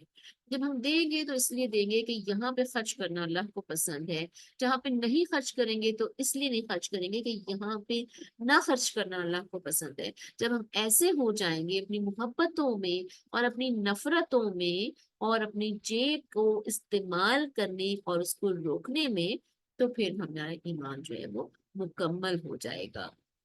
तो हमने इस चीज को अचीव करना है, इसको हमें अपने सामने नोट कर लेना चाहिए कि हम वो साफ सीख रहे हैं जो कम से कम रिक्वायरमेंट्स हैं हमें इस्लामी तहरीक का कारकुन बनने के लिए और अच्छे मुसलमान बनने के लिए। आप समझ लीजिए कि ये औसाफ असल में मतलूब है। अच्छा, फिर उसके बाद उन्होंने बताया कि जमाती औसाफ जो है वो क्या है। जब आप एक तहरीक में शामिल हो गए हैं तो उस तहरीक के जो बाकी के मेंबर्स होंगे उनके साथ आपका रिलेशन कैसे होना चाहिए। तो उनके साथ नेचुरली आपका रिलेशन ऐसा होना चाहिए कि आपको उनके साथ एक मोहब्बत हो, एक खैर ख्वाही हो। किसी को अच्छा, मैं बाद में आपके अपने क्वेश्चंस रखिए, मैं बाद में भी इंशाल्लाह इनको आंसर करूंगी, मेरे डिस्ट्रैक्ट हो रही हूँ इस तरह से, ठीक है। अच्छा, तो उनके साथ आप हुस्न जन रखिए। जो लोग आपके साथ, जैसे फॉर एग्जांपल आप देखिए आपके साथ जो भी इस क्लास के को फेलोज हैं या जो आपके साथ टीमा के दीगर मेंबर्स होंगे या जो आपके साथ इस्लामी तहरीक में चलने वाले होंगे, आप उनसे हुस्न जन रखिए। देखिए जब आप लोग साथ चलेंगे ना, अभी तो आप सिर्फ अटेंड कर रहे हैं, आप सोचिए कि वो लोग जिस क्लास को ऑर्गेनाइज कर रहे हैं, वो लोग जिस पूरे निजाम को चला रहे हैं, उनको आपस में रोजाना दिन में 10-10 दफा एक दूसरे से बात करने का मौका मिलता है। कई दफा ऐसा होता होगा कि एक बंदे की राय कोई दूसरी होती होगी और दूसरे की कोई दूसरी होती होगी, कॉन्फ्लिक्ट हो जाता होगा। हर बंदा ये चाहता है नेचुरली कि उसकी बात मानी जाए, उसकी बात ज्यादा सही है। लेकिन इज्तिमाइयत तो कभी भी नहीं चल सकती ना जब तक कि लोग एक दूसरे के साथ मिलकर ना चलने वाले हों, अपनी राय पे कुर्बानी ना देने वाले हों और दूसरों को अहमियत ना देने वाले हों। तो जब आपने साथ चलना है तो आपने एक दूसरे से, ये अहब्बा लिल्लाह ये वाली बात है। जो आपके साथी मेंबर्स हैं आपने उनके साथ मोहब्बत करनी है, उसने जन करना है, उनके साथ मिलकर इस काम को लेकर चलना है ताकि आप इसको कर सकें। फिर उन्होंने बड़ी प्यारी बात की है कि बहुत सारे लोग ऐसे होते हैं जो इंडिविजुअली बहुत ज्यादा नेक होते हैं और मतलब आप देखें तो आप कहें कि शायद इससे ज्यादा मुत्तकी कोई नहीं होगा, लेकिन वो लोग जो है दुनिया में कोई इनकिलाब नहीं ला सकते। जैसे उन्होंने लिखा है कि उनका असर जो है ना वो ज्यादा से ज्यादा क्या होता है, चंद सौ या चंद हजार अफराद पर होता है, ठीक है। और या फिर वो तकद्दुस के चंद यादगारें छोड़कर चले जाते हैं। वो कहते हैं जी फला आदमी बहुत बड़ा सूफी था, बहुत बड़ा बुजुर्ग था, उसकी ये और ये बातें थी, कई उन्होंने लोग मुसलमान किए। जितना जैसे उन्होंने कहा बहुत बड़े से बड़ा पहलवान भी हो जो कोई बहुत भारी बोझ उठाना चाहता हो तो वो क्या कर सकता है, वो एक मजबूत रेजिमेंट के मुकाबले में बिल्कुल बेकार है। तो इस तरह से इंफरादी तौर पर नेक होना तो बहुत इंपॉर्टेंट है, लेकिन इंफरादी तौर पर नेक होने के बावजूद अगर आप लोगों के साथ मिलकर नहीं चल सकते तो आप जाहिर है कि कुफर का मुकाबला नहीं कर सकते। हाँ देखिए, हमारा जो मुकाबला है वो उन लोगों के साथ है जो बहुत मजबूत हैं।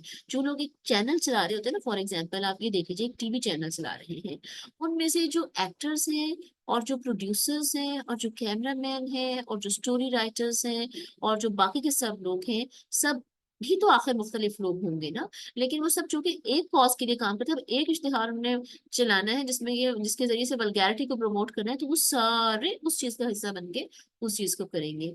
और अगर हमने उस को मतलब है कि रोकना है उसके असर को, और हम एक बहुत बड़े और नेक बन के हो जाएंगे, तो हम ज्यादा से ज्यादा ये कर देंगे कि हम टीवी का चैनल बंद कर दें और कहें कि बस ठीक है, मैं तो बड़ी नेक हूँ, मैं इसको नहीं देखती।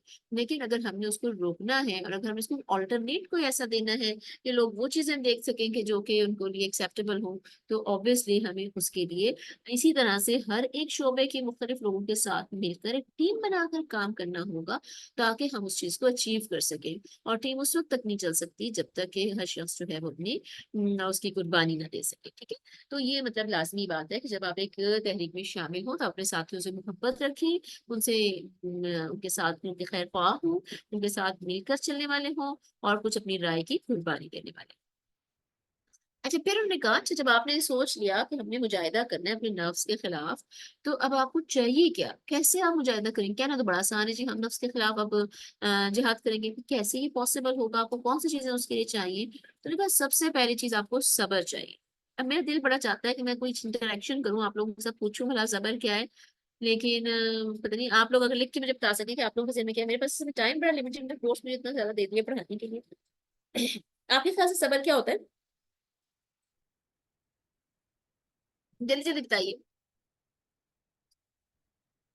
जब तक आप बताते हैं मैं कुछ बातें बोलती हूँ। अस्सलाम वालेकुम। सब्र जी का वेल, मतलब होता है कि रुक जाना, रोक लेना, कंट्रोल कर लेना। कंट्रोल कर लेना, जी बिल्कुल। आप चैट में सब लिखिए, बोलने में जरा टाइम कम होगा ना। जजाकल्लाह खैर। अच्छा देखिए, सब्र को हम आप लोग से जैसे इन्होंने कहा रुक जाना, और ये समझते हैं कि मतलब जैसे हम बहुत गमगीन हैं या इस तरह से, तो हम रोते नहीं हैं, इजहार नहीं करते, बददुआएं नहीं देते, इसमें तो मुख्तलिफ काम। तो बड़ी प्यारी प्यारी बातें की हैं। उन्होंने कहा कि जैसे आपने भी लिखा है कि किसी को ना, सॉरी पता नहीं आपने क्या लिखा है।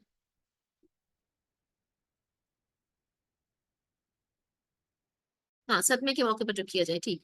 अच्छा, इन्होंने कहा कि सब्र जो है, सब्र का एक पहलू ये है कि जल्दबाजी से इज्तिनाब किया जाए। अब देखिए, कभी आपने सोचा कि जैसे आप भी कभी किसी को कहती है ना कि कोई बहुत जल्दी कर रहा हो और बहुत जल्दी जल्दी नताइज चाह रहा हो और चाहे कि बस मैंने ये काम कर लिया, मेरी दुआ जरूर पूरी हो जाए, आप कहते हैं सब्र से काम लो, है ना। तो जल्दबाजी से शदीद इज्तिनाब किया जाए। दूसरा क्या है? दूसरा ये है कि किसी राह में जिद्दोजहद करते हुए जो कोई मुश्किलात पेश आए और मुखालफतें पेश आए, लोग आपको रोकने की कोशिश करें, तो फिर आप क्या करें? भाग जाए इस रास्ते से। फॉर एग्जाम्पल, आप पर्दा करना शुरू करना चाहते हैं अपने वार्ड में, आपके साथ लोग क्या सलूक करेंगे, कितने लोग रेजिस्ट करेंगे, कितने लोग आपको बुरा भला कहेंगे, कितने लोग आपको रोकने की कोशिश करेंगे, कहेंगे तुम्हें गर्मी नहीं लगती, बहुत बुरी लग रही हो, ना धमकान, कोई ये हो सकता है, कोई आपको वो करे, कोई कहे कि यानी कि कोई अपनी जो है अपनी हैसियत की वजह से आपको रोकने की कोशिश करे, कोई आपका सुपरवाइजर हो, कोई आपका टीचर हो कोई एचओडी हो, वो आपको रोकने की कोशिश करे। मतलब मुख्तलिफ चीजें हो सकती हैं। ये तो मैंने एक सवाल की उसके पर्दे की मिसाल दी, और भी बहुत सारे काम है। जब भी आप कोई नेक काम करना चाहते हैं, तो बहुत सारे लोग उसको रोकने की कोशिश करते हैं। तो सब्र ये है कि उन चीजों का इस्तिकामत से मुकाबला किया जाए और कदम पीछे ना हटाया जाए। इम्पोर्टेंट बात है, कदम पीछे लड़ाइयाँ नहीं कर रही, ये नहीं करना कि एक को दबाना है, दूसरे को दबाना है, और एक से लड़ना है, दूसरे से झगड़ना है। लेकिन ये सब्र है कि लोग करते हैं तो करते रहे, आप एक दीवार की तरह हो जाए कि लोग आपसे सर मारे और खुद ही पीछे हट जाए, किसी कुछ नहीं किया जा सकता। आप अपने रास्ते से ना हटे, कदम पीछे ना हटाए। तीसरी बात क्या है कि कोशिशों का नतीजा नहीं हासिल हो रहा, हम किसी को कुरान क्लास में आने का कह रहे हैं, किसी को चेंज होने की दावत दे रहे हैं, किसी को बीमा का मेंबर बनाने की कोशिश कर रहे हैं, किसी को बहुत अच्छा करने की कोशिश कर रहे हैं, कोई और काम कर रहे हैं, अपने आप के साथ ही नेकी का काम कर रहे हैं, अपने आप को अच्छा बनाना चाह रहे हैं, लेकिन फिर हम हर दफा गड़बड़ हो जाती है, गलत काम कर जाते हैं, गीबत छोड़ना चाह रहे हैं, फिर भी कर लेते हैं। तो फिर क्या है? फिर भी हिम्मत नहीं हारी चाहिए। हमने नहीं हो रही कामयाबी, कोई बात नहीं, फिर भी हमने कोशिश जारी रखनी है, ये सब्र है। और फिर एक ये भी है कि मकसद की राह में बड़े से बड़े खतरात, नुकसानात और खौफ के जो मौके पेश आए, तो फिर आप उनसे घबराएंगे। ایسے نہیں کہ کسی بھی سچویشن میں جو راہ آپ نے اپنے لیے چن لی ہے کہ میں نے اللہ کی رضا کے راستے پر چلنا ہے، پھر کوئی جذبات سے آپ کو نقصان پہنچانے کی کوشش کرے، کوئی خوف سے آپ کو نقصان پہنچانے کی کوشش کرے، آپ نے ہر صورت میں اس راستے سے نہیں ہٹنا۔ اور ایک شعبہ یہ ہے کہ اشتعال جذبات کے سخت سے سخت مواقع پہ بھی اپنا ذہنی توازن نہیں کرنا۔ دیکھیے ہم اصل میں صبر کو بہت لمیٹڈ معنوں میں لیتے ہیں نا، یہاں پہ بہت اچھا بہت پیارا لکھا ہوا ہے کہ یہ سب چیزیں اصل میں صبر میں شامل ہیں۔ جب ہم ایسا کرنے والے ہو جائیں گے تو ہم اپنی اس کمٹمنٹ کو ثابت کر سکیں گے جو کہ اللہ کے دین کے ساتھ ہماری ہے۔ پھر انہوں نے کہا ایک اور بات، اللہ نے ہمیں قرآن میں آپ دیکھیے سورہ آل عمران کے اسے آخر کا ریفرنس دیا ہے کہ اللہ نے ہمیں اسبرو کا حکم بھی دیا ہے، جس کا مطلب ہے صبر کرو، اور صابرو کا حکم بھی دیا ہے۔ اب صابرو ویسے ہی جیسے مجاہدہ ہم نے کہا پڑھا تھا، جاہدو ہے جیسے، کہ صابرو کا مطلب یہ ہے کہ جس میں دوسروں کے مقابلے میں صبر کرنا ہے۔ تو آپ جن لوگوں کے ساتھ آپ کا مقابلہ ہے، جو لوگ برائی کے لیے کوششیں کر رہے ہیں، وہ کتنا صبر کر رہے ہیں، آپ بھی ان کے مقابلے کا صبر کیجیے۔ دیکھیے لوگوں نے اتنی بڑی بڑی مثالیں چھوڑی ہیں کہ وہ کفر کے نظام کے لیے جدوجہد کر رہے تھے، ان کو لٹکا دیا گیا، پھانسی دے دی گئی، کیا کیا سزائیں دی گئی، لیکن انہوں نے اپنے نظام کو نہیں چھوڑا۔ یا لیکن ہم کیوں چھوڑ دیں، ہم کیوں ایسے ہو جائیں کہ ہم کہیں کہ بس یہ کام تو نہیں ہونے کا، یہاں پہ اس ملک میں اسلامی نظام آنے کا نہیں ہے، یا میں تو چینج نہیں ہو سکتی، بہت مشکل ہے مجھے لگتا ہے، یا فلاں بندہ جو ہے وہ تو بالکل بھی چینج نہیں ہو سکتا۔ تو ہم نے صبر سے کام لینا، اس صبر کے جو ڈفرینٹ ایسپیکٹس ہم نے آج سیکھے ہیں، آپ نے ان کو اپنی مختلف مثالیں ان کی اپنی زندگی میں سوچیے، اور اپنے اپنے مینٹورس کو بتائیے بھی کہ یہ آپ کیا کر سکتے ہیں، ان میں سے صبر کیسے کریں گے۔ اچھا پھر جو اگلی چیز اس کی ضرورت ہے وہ ہے ایثار۔ اب ایثار بڑی ضروری چیز ہے بھائی۔ ایثار کیا ہوتا ہے؟ قربانی، ٹھیک ہے، مطلب ہے کہ چھوڑ دینا، لیکن ایثار کس کس چیز کا اثار ہو سکتا ہے؟ اب دیکھیے اس قربانی کس کس چیز کی ہے، اللہ کا دین آپ سے کس کس چیز کی قربانی مانگتا ہے؟ وقت کا اثار، ٹھیک ہے۔ اب آپ یہاں پہ بیٹھے ہوئے ہیں، مے بی کہ آپ کے سونے کا ٹائم ہوتا، مے بی آپ نے کسی پارٹی پہ جانا ہوتا، یا کچھ گیٹ ٹوگیدر ہوتی، یا کچھ اور ہوتا، لیکن آپ نے علم سیکھنے کے لیے وقت نکالا، یہ وقت کا اثار ہے۔ نیکسٹ اسٹیپ پہ آپ سے کہیں گے کہ آپ جا کر یہ علم دوسروں کو پڑھائیے، تو آپ کہیں گے جو میری تو اسٹیج آ رہی ہے، میرا تو ایگزام ہے، میرا فلاں ہے، تو پھر آپ کیا نہیں پڑھائیں گے؟ یا آپ اپنے وقت کا اثار کر کے اللہ کو راضی کرنے کی کوشش کریں گے؟ ہر ایک موقع پہ جب بھی آپ کوئی کام فی سبیل اللہ کرتے ہیں جس میں آپ کو کوئی پروفٹ نہیں مل رہا ہوتا، اس میں آپ کو وقت دینا ایک مشکل کام لگتا ہے، وہ اثار میں آتا ہے، اس کی جو ریوارڈ ہوتا ہے نا وہ اللہ کے ہاں مل رہا ہوتا ہے۔ اسی طرح سے محنتوں کا اثار کرنا ہے، وہی جن لوگوں نے اتنی پوسٹس بنائی، جن لوگوں نے اتنی آپ کی چیزیں پریپیئر کی، یہ سب نے کیا کیا؟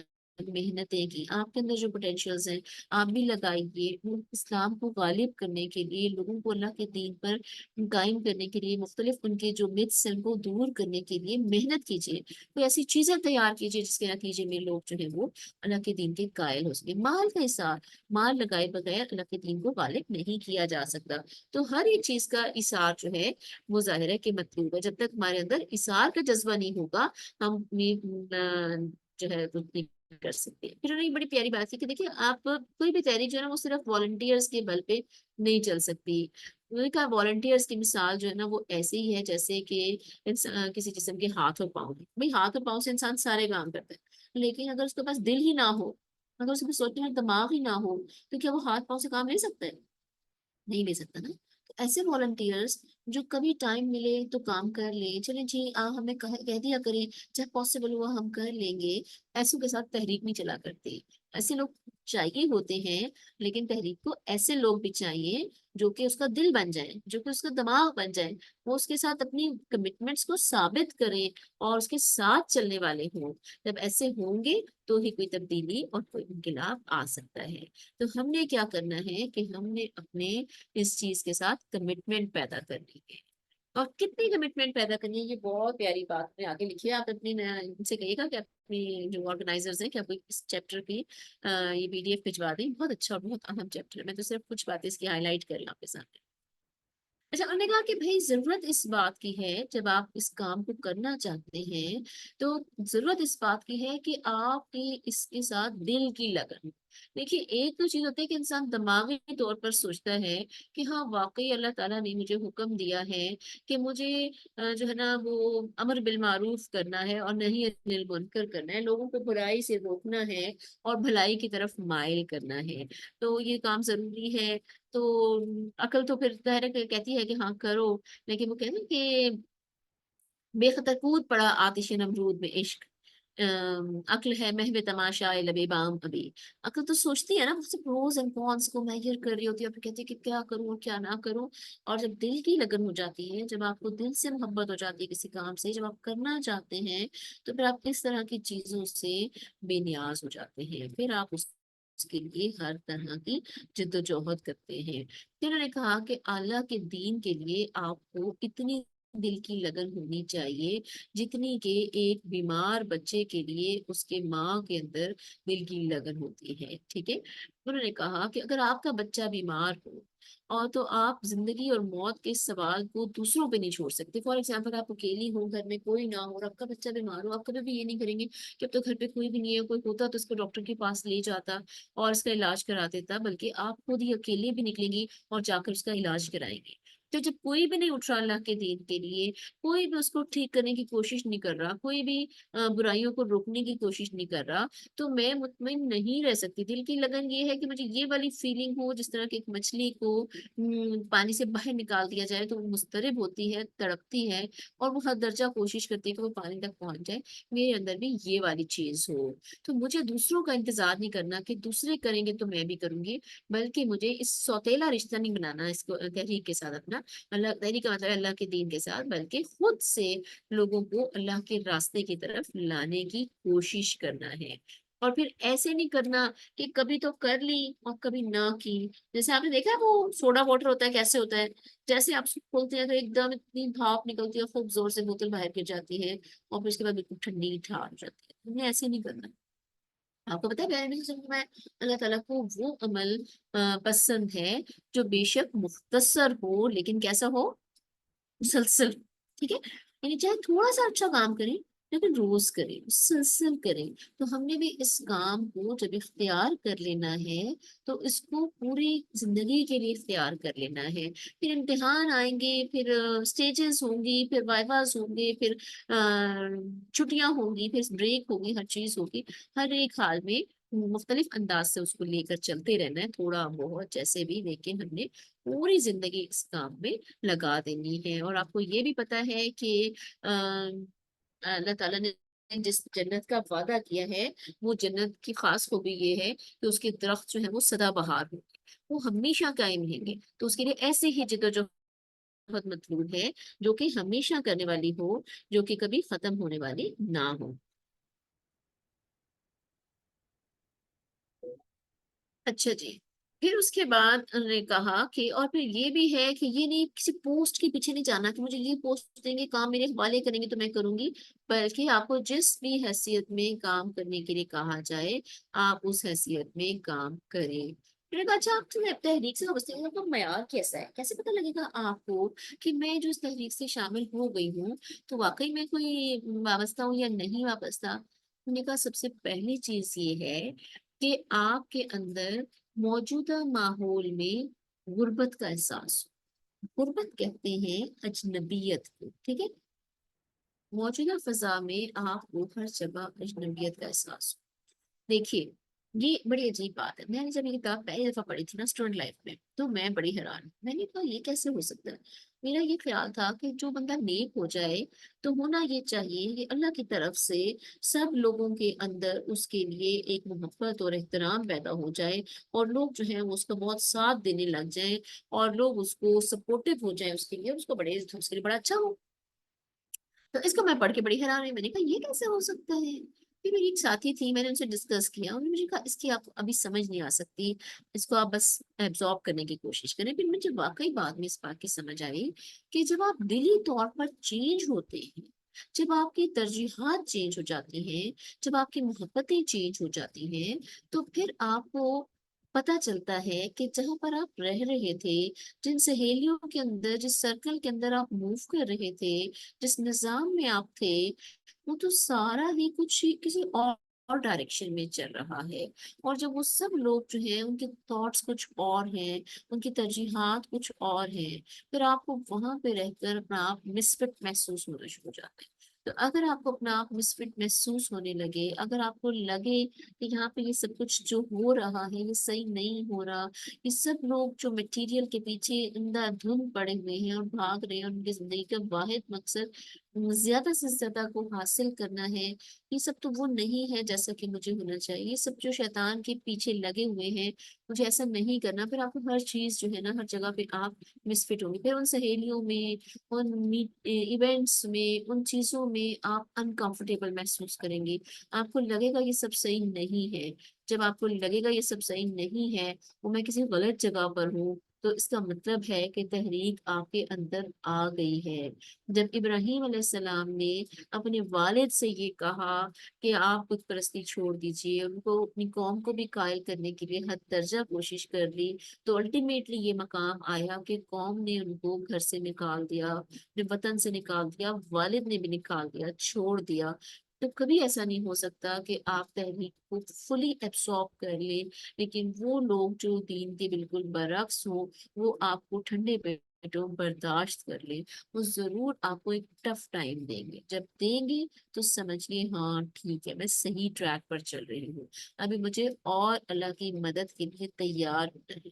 سکینت دل پہ اللہ نازل فرمائے گا، ایسے نہیں ہوگا کہ اللہ آپ کو اکیلا چھوڑ دے گا، لیکن مسفٹ ہونے کا ایک احساس جو ہے نا وہ انسان کو، یعنی یہ اس سے آپ اپنے دل کی کیفیت کو جانچیے کہ میں صحیح ہو رہی ہوں یا نہیں ہو رہی۔ دوسری خصوصیت یہ ہے کہ آپ کی وابستگی اور دلچسپی کن لوگوں کے ساتھ ہے، آپ ان کے ساتھ وابستگی اور دلچسپی اور دوستیاں بڑھائیے جو اصول اور مقاصد میں آپ کے ساتھ ہیں، جن کی زندگی کا مقصد اللہ کو راضی کرنا ہے، جو اللہ تعالیٰ کو، جیسے سورہ کہف میں نا جو کہ دن رات اللہ تعالیٰ کو راضی کرنے کی جدوجہد میں لگے ہوئے ہیں، تو ان لوگوں کے ساتھ اپنے آپ کو بس پھر نفس کا مال لذین یدعون ربک بال مجھے بھول گیا ہے، اللہ معاف کروائے آگے، مطلب کہ صبح شام جو دن رات اللہ تعالیٰ کو یاد کرنے اور اس کو خوش کرنے کی کوشش کریں، ان کے ساتھ اپنے نفس کو مطمئن کر لیجیے، جو اپنی جو ہے نا ان کی رفاقت کی، ان کی قدر کیجیے، اور جو ایسے لوگ ہیں جو خدا سے غافل ہیں، جن کی زندگیاں جو ہیں وہ غفلتوں میں ہی گزر رہی ہیں، ایسے لوگوں سے اپنی دل کی وابستگی دور کر دیجیے۔ یہ بہت زیادہ امپورٹنٹ بات ہے۔ جب تک کہ ہمارا فرینڈس کا سرکل ایک ایسا نہیں ہوگا، جیسے نبی کریم صلی اللہ علیہ وسلم نے دیکھو فرمایا ہے کہ آدمی کا دین اس کے دوست کے دین پر ہے نا، تو اور ابھی سائیکالوجی نے بھی یہ بات ثابت کی ہے کہ انسان کی پرسنالٹی جو ہے ان 5 لوگوں کی پرسنالٹی کا مجموعہ ہوتی ہے جن کے ساتھ وہ اپنا میکسیمم ٹائم اسپینڈ کرتا ہے۔ تو ایسے نہیں ہو سکتا کہ ہم بالکل ڈفرینٹ لوگوں کے ساتھ اپنا فل ٹائم اسپینڈ کر رہے ہوں اور پھر بھی ہم بالکل ٹھیک سوچ سکتے ہوں، پھر بھی ہماری ترجیحات بالکل ایسی ہی ہوں جیسی کہ ایک مسلمان کی ترجیحات ہونی چاہیے۔ تو جب ہم چاہیں گے کہ ہم جنت میں مقام حاصل کریں، اللہ تعالیٰ کی رضا حاصل کریں، تو نیچرلی ہمیں اپنا فرینڈس کا سرکل جو ہے وہ ایسا لوگوں کا بنانا پڑے گا جو کہ اللہ کو راضی کرنا جن کی ترجیحات میں ہے، یا جو موجود فرینڈس ہیں ان کو قائل کیجیے، ان کے اندر یہ لگن جو ہے نا اتار دیجیے، ان کو اللہ کی رضا حاصل کرنے والوں میں شامل کر دیجیے۔ تو جب ایسا ہوگا تو پھر وہی بات ہے کہ آپ کے لیے پھر آپ کے لیے اس راہ پر چلنا آسان ہوگا، اور ہمیشہ جو ہے پیارے نبی صلی اللہ علیہ وسلم کے راستے پر جب آپ چلیں گے نا تو آپ کو ابو بکر اور عمر جیسے قریبی دوست جو آپ کے اوپر ہر کچھ نچھاور کرنے والے ہیں وہ بھی ملیں گے، لیکن اس میں ابو لہب اور ابو جہل جیسے دشمنوں کا بھی سامنا کرنا پڑے گا، اپنے دل کو بہت بڑا کرنا ہوگا۔ میں نے کہا آپ کا گھرانہ اہل حق اور اہل ایمان کا گھرانہ ہو، اپنے گھرانے کو ٹھیک کرنے کی کوشش کیجیے، جن کا رشتہ حق کے ساتھ جتنا ضعیف ہو، آپ کا رشتہ ان کے ساتھ اتنا ہی ضعیف ہونا چاہیے۔ یہ بڑی امپورٹنٹ بات ہے۔ دیکھیے جو لوگ حق کے ساتھ کمزور تعلق رکھتے ہیں، آپ کا بھی ان کے ساتھ کمزور تعلق ہونا چاہیے۔ کمزور تعلق کا یہ مطلب نہیں آپ ان کے ساتھ برا سلوک کریں گے، آپ ان سے ملنا چھوڑ دیں گے۔ کمزور تعلق کا مطلب یہ آپ کی دلی اٹیچمنٹ ان کے ساتھ نہیں ہوگی، اور جن کا رشتہ ایمان کے ساتھ جتنا مضبوط ہو آپ کا رشتہ ان کے ساتھ اتنا ہی مضبوط ہونا چاہیے۔ تو انہوں نے کہا اس اصول کو سامنے رکھ کر آپ اپنی دوستیوں اور دشمنیوں کا جائزہ لیجیے۔ اب دیکھیے آپ کے دوست کون کون سے ہیں، آپ کے فرینڈس کون کون سے ہیں، اور اگر کہیں نظر آئے کہ آپ دوستی کے مستحق کے ساتھ دشمنی کر رہی ہیں اور دشمنی کے حقدار کے ساتھ دوستی کا معاملہ کر رہی ہیں، تو اللہ کے ڈر سے اس کی اصلاح کیجیے۔ یہ بہت امپورٹنٹ ہے، اس کا اسکرین شاٹ لے لیجیے اور اپنی فرینڈس کے سرکل کو اس کے مطابق کرنے کی کوشش کیجیے۔ بلیو می آپ کے اس میں بہت بڑا چینج آئے گا۔ اسی لیے اللہ تعالیٰ نے فرمایا کہ رحما بینہم، جو فرمایا نا، تو وہ اسی لیے فرمایا کہ مومن جو نا وہ آپس میں ایک دوسرے سے بہت زیادہ محبت کرنے والے ہوتے ہیں اور اشداء علی الکفار ہوتے ہیں، ٹھیک ہے۔ انہوں نے کہا باطل اور باطل کے تمام رشتوں سے قلبی انقطاع کہتے ہیں کاٹ دینے کو، دل کے تعلق کے کٹ جانے کو، ہارٹ کے اٹیچمنٹ نہ ہو، یہ اصل میں روحانی ہجرت ہے، جس کا آغاز اس دن سے ہوتا ہے جس دن ایک بندہ حق کو قبول کرتا ہے اور اس راہ میں جو دشواریاں پیش آتی ہیں اس پر قابو پانے کی مشق کرتا ہے، ٹھیک ہے۔ تیسری چیز جو آپ کو کرنی ہے وہ کیا ہے؟ وہ یہ ہے کہ جو لوگ اصول اور مقصد میں آپ سے مختلف ہوں وہ آپ کو نرم چارہ نہ پائیں۔ بڑی امپورٹنٹ بات ہے، نرم چارہ نہ پائیں۔ نرم چارے کا مطلب یہ ہے وہ جب آپ کو ٹٹولے تو انہیں محسوس ہو کہ ان کے لیے آپ کے اندر انگلی دھسانے کی بھی کوئی جگہ نہیں ہے، وہ اپنے اغراض و مقاصد کی تکمیل کے لیے آپ کو اعلی کار نہ بنا سکے، ٹھیک ہے۔ اور آپ ان کو ہرگز اس بات کا موقع نہ دیں کہ وہ آپ پر اپنا رنگ چڑھا دے اور آپ کو اپنے سانچے میں ڈھال، ٹھیک ہے۔ آپ نے ایسا ہونا ہے، اتنا پیشنٹ ہونا ہے اور اتنا اپنے اندر استقامت پیدا کرنی ہے کہ لوگ آپ کو چینج نہ کر سکیں۔ میں نے آپ سے کہا نا کہ آپ دیوار کی طرح ٹکر مار دیں سر پھٹ جائے لیکن دیوار نہیں ٹوٹے گی، وہ ایسا بننا ہے۔ یہی اشداء علی الکفار کا مفہوم ہے۔ اس کے معنی یہ ہے کہ جو لوگ اللہ کی فوج میں بھرتی ہو چکے ہیں ان کے لیے یہ بات جائز نہیں ہو سکتی کہ وہ دشمن کے بگل پر بھی لیفٹ رائٹ شروع کر دیں۔ اب ہم کیا ہوتے ہیں جو مسلمان بھی ہوتے ہیں، جب جشن آزادی منایا جا رہا ہوتا ہے تو سارے لوگ جو ہیں وہ میوزک کی تھاپ پہ ناچنا شروع کر دیتے ہیں۔ ہم کہتے ہیں ہم رحماء بینہم ہیں، ہم بنیان مرصوص والے لوگ ہیں۔ یہ کیسے لوگ ہیں؟ ہم نے تو شیطان کے کال پہ جو ہے وہ پھرکنا شروع کر دیا نا۔ اور عارضی فوائد کے لیے اس کا کلمہ بلند کر دینے اور اس کی لڑائی لڑ دینے میں بھی کوئی حرج خیال نہ کریں۔ جو لوگ حق اور باطل دونوں کے ساتھ رشتہ رکھنا چاہتے ہیں ان کا رشتہ صرف باطل کے ساتھ رہتا ہے۔ یہ بات یاد رکھیے، اللہ تعالیٰ شرک کو بالکل قبول نہیں کرتا۔ اللہ تعالیٰ نے قرآن میں صاف فرمایا کہ جو لوگ یہ کرتے ہیں کہ کچھ حصہ جو ہے یہ تو اللہ کا ہے اور یہ کچھ حصہ جو ہے نا ہمارے شرکاء کا ہے، تو جو اللہ کا حصہ ہے وہ بھی ان کے شرکاء کو جاتا ہے اور جو شرکاء کا حصہ ہے وہ اللہ کو نہیں جاتا۔ اللہ تعالیٰ وہ حصہ قبول نہیں کرتے جو شراکت کے ساتھ آتا ہے۔ تو اسی طرح سے جو لوگ حق اور باطل دونوں کے ساتھ رشتہ رکھنا چاہتے ہیں پھر حق کے ساتھ ان کا رشتہ نہیں رہتا، ان کا رشتہ صرف باطل کے ساتھ رہتا ہے۔ جو لوگ یہ کہتے ہیں نا کہ یہ دین اور دنیا دونوں کو ساتھ لے کر چلنا چاہیے، وہ اصل میں ایک دھوکے کی اسٹیٹمنٹ ہے جو دے رہے ہیں۔ اصل اسٹیٹمنٹ یہ ہے کہ اللہ کو راضی کرنا ہے، دنیا میں ہی رہ کر راضی کرنا ہے، کہیں جا کر نہیں کرنا، اور وہاں پر ہی اس طرح سے زندگی گزارنی ہے کہ جس میں ہم اللہ کو راضی کر سکیں۔ یہ ہمارے لیے بہت ہی امپورٹنٹ بات ہے۔ دو بڑی امپورٹنٹ چیزیں رہ گئی، میرے پاس ٹائم جو ہے وہ کافی کم رہ گئے۔ وہ ایک چیز ہے تعلق باللہ۔ اب کارکنوں کا اصل سرمایہ کیا ہے؟ بھئی اصل سرمایہ یہ ہے کہ آپ کا تعلق جو ہے وہ اللہ کے ساتھ بہت مضبوط ہو۔ یہ بڑی امپورٹنٹ بات یہاں پہ لکھی ہوئی ہے کہ دیکھیے اگر اللہ کے ساتھ تعلق نہ ہو تو بہت بڑے سے بڑا اچھا کام بھی جو ہے نا وہ ایک دنیا داری یا آپ کی عادت یا وہ بن جائے گا، ٹھیک ہے۔ یہاں تک کہ اگر شخص دین کا نام لے کر اٹھے اور دین ہی کا کام کرنا چاہے لیکن خدا کی یاد سے اس کا دل خالی ہو جائے تو اس کی وہ دینداری بھی دنیا داری بن جاتی ہے۔ آپ اگرچہ دین کے کام کے لیے اٹھے ہیں لیکن اس کے باوجود آپ کو اس خطرے سے بے پرواہ نہیں رہنا چاہیے کہ خدا سے غفلت آپ کے سارے کام کو خراب کر دے اور آگے کی کسی منزل میں بھی شیطان آپ کو گمراہ کر سکتا ہے۔ اس لیے بہت ویجیلنٹ رہیے شیطان کے حملوں سے، اور بار بار جو کام بھی کیجیے اس کو اللہ کے لیے خالص کرنے کی کوشش کیجیے کہ ایسا نہ ہو کہ کوئی چیز جو ہے وہ شیطان اس کو کھوٹا کر دے۔ پھر امپورٹنٹ بات کیا ہے کہ ہمارا اللہ کے ساتھ تعلق کیسے ہو اور اس کو کیسے ہم بڑھائیں اور اچھا بنائیں، اس پہ ذرا سے میں بات کرنا چاہتی ہوں۔ انہوں نے کہا کہ دیکھیے اللہ تعالیٰ کے ساتھ تعلق جو ہے نا، اس کے لیے آپ کو نیچرلی جو ہے وہ یہ کرنا ہوگا کہ آپ غور کریں اللہ کا اور میرا رشتہ کیا ہے، اللہ تعالیٰ جو ہے مجھے کیا کیا کچھ دے رہا ہے، اس کی نعمتوں پہ اور اس کے انعامات پہ غور و فکر کریں، پھر قرآن کا مطالعہ کریں، حدیث کا مطالعہ کریں، جس سے ہمیں پتہ چلے گا کہ اللہ کا کیا مقام ہے اور بندے کا کیا مقام ہے۔ پھر پتہ کیسے چلے گا کہ ہمارا اللہ کے ساتھ تعلق جو ہے وہ کیسا ہے، تو یہ بڑی امپورٹنٹ بات ہے، یہ بہت ہی امپورٹنٹ بات ہے جو میں آپ جی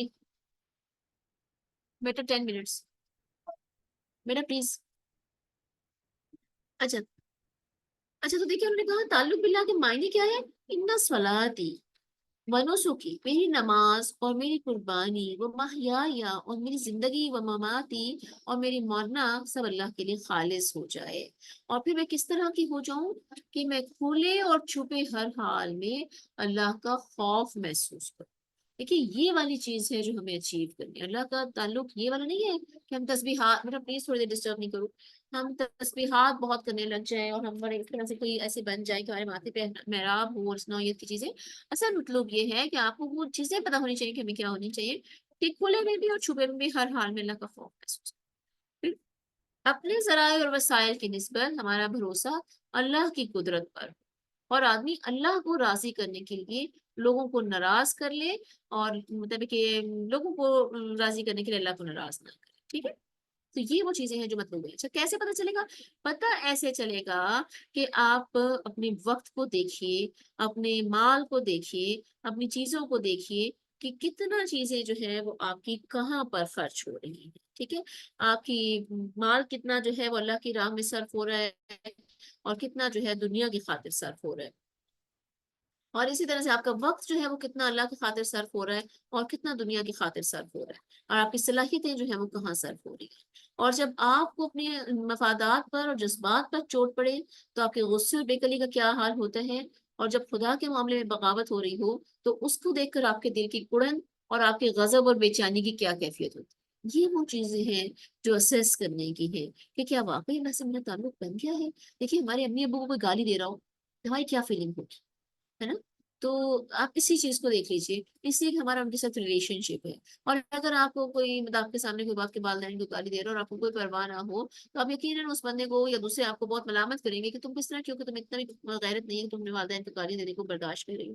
جب اللہ تعالیٰ کے دین کے خلاف لوگ باتیں کر رہے ہوتے ہیں، اللہ کی مخالفت کر رہے ہوتے ہیں، اللہ تعالیٰ کی نافرمانی کر رہے ہوتے ہیں، تو اس میں ہماری کیا فیلنگ ہوتی ہے؟ کہ ہمارے دل کی حالت خراب ہوتی ہے، کہ ہمیں لگتا ہے توڑ جاتے ہیں، ہم دل برداشتہ ہو جاتے ہیں، ہم چاہتے ہیں ٹاپک چینج ہو، ہم چاہتے ہیں کہ لوگ اس چیز کو ٹھیک کریں۔ اگر ایسا نہیں ہے اور ہم بالکل مطمئن بیٹھے ہوتے ہیں جہاں پہ میوزک بج رہا ہے، جہاں پہ ناچ ہو رہے ہیں، جہاں پہ لوگ جس طرح سے چاہیں اللہ تعالیٰ کے احکامات کی خلاف ورزیاں کریں اور ہم بالکل مطمئن بیٹھے ہیں، تو اس کا مطلب ہے ہمارا اللہ سے تعلق کمزور ہے۔ پھر بھلے ہم جتنی بھی نمازیں پڑھے ہوں ہماری چیزیں ویک ہیں۔ اور ایک آخری پوائنٹ رہ گیا، وہ ہے ترجیح آخرت۔ جو دوسری امپورٹنٹ بات یہ ہے وہ یہ ہے کہ آخرت کو اپنی زندگی میں ترجیح دیجیے۔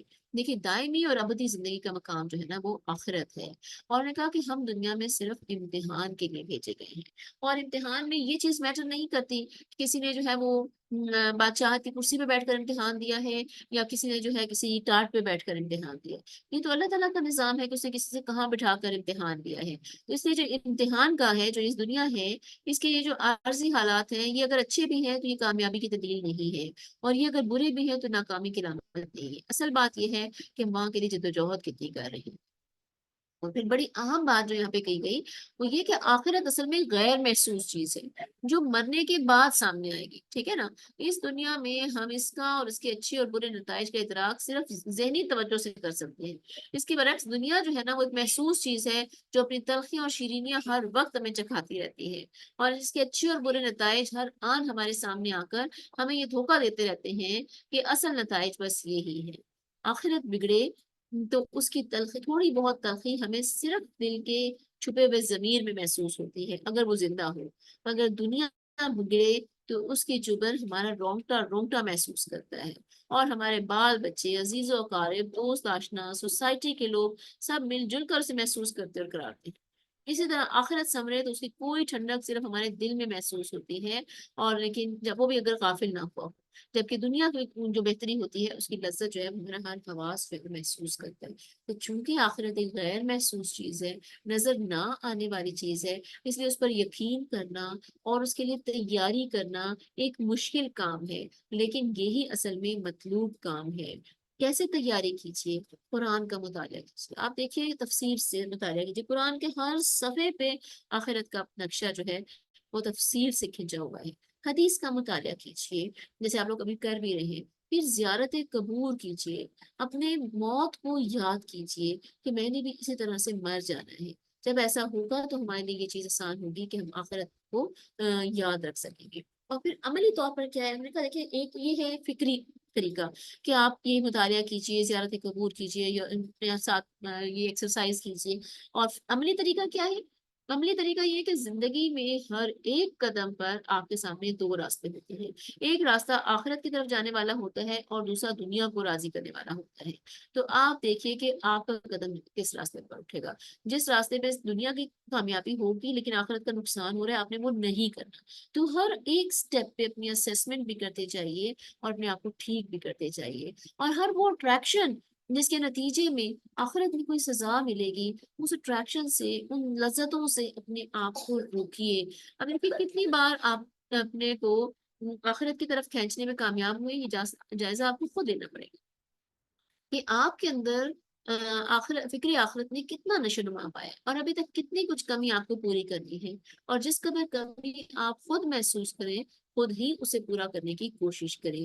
جب ایسا کریں گے تو ہی یہ چیز پاسبل ہوگی کہ آخرت جو ہے وہ ہمارے سامنے حیثیت رکھتی ہوگی۔ یہی وہ باتیں تھیں امپورٹنٹ جو میں آپ کے ساتھ ڈسکس کرنا چاہتی تھی۔ باقی کچھ چیزیں مزید بھی ہیں لیکن میرے خیال سے اگر ہمیں یہ سمجھ میں آ جائے تو انشاءاللہ یہ ہمارے لیے بہت اچھی ثابت ہوگی۔ اللہ تعالیٰ ہمیں توفیق دے کہ ہم نے جو باتیں سمجھی ہیں اور پڑھی ہیں ہم ان کو واقعی ایبزارب کر سکیں اور ان پر عمل کر سکیں، اور اللہ تعالیٰ اس سارے سے راضی ہو جائے۔ آمین ثم آمین۔ وآخر دعوانا الحمدللہ رب العالمین۔ اب آپ لوگوں کے کامنٹس پڑھ لیتی ہوں، اور جو آپ لوگوں کے کوئی کویسچنس ہیں تو پتہ نہیں آپ یہ ہوسٹ کا کیا نظام ہے، مجھے بتا دیجیے کہ کیا کرنا ہے۔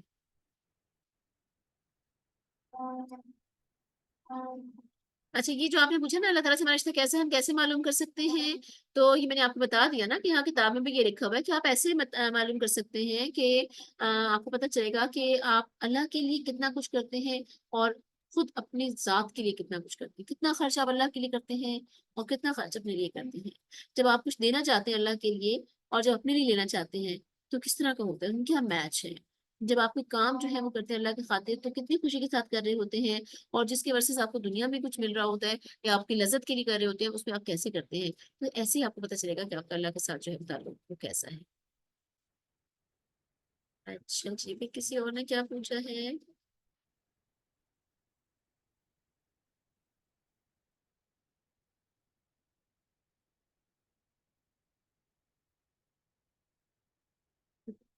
ہاں، انہوں نے لکھا ہوا ہے کہ ڈرامہ دیکھنے کا دل چاہ رہا ہو مگر پھر بھی آپ کو اپنے آپ کو روکنا، کالج میں party who girls and boys کی تو خود کو روکنا، ہم انہوں نے مثالیں دی ہیں نا کہ اپنے نفس کو روکنا جو ہے اس کی مثالیں دی ہیں۔ ٹھیک ہے جی، جزاک اللہ۔ کوئی کوشچن ہے آپ لوگوں کا تو پلیز آپ چیٹ میں ڈال دیجیے یا پوچھ لیجیے، اور ورنہ پھر میری طرف سے خدا حافظ۔ ہوسٹ مجھے بتا دیجیے پلیز۔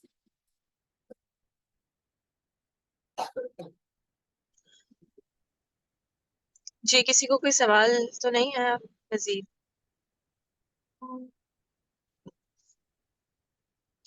چلے ٹھیک ہے اگر جی، نہیں ہے تو پھر ہم اختتام کرتے ہیں۔ بہت شکریہ، جزاک اللہ ڈاکٹر رخسانہ۔ یقیناً آپ کے سیشن سے سب کو بہت رہنمائی ملی ہوگی۔ اچھا، ہمارا لاسٹ کلاس جو ہے وہ نیکسٹ ویک ہے 23 کو، تو اس سے پہلے جو ہے وہ فیڈ بیک فارم شیئر کر دیا گیا ہے، تو آپ لوگ ضرور اس فیڈ بیک فارم کو فل کیے گا تاکہ جو ہے وہ آئندہ کے پروگرامس کو اس کے مطابق بہتر بنایا جا سکے۔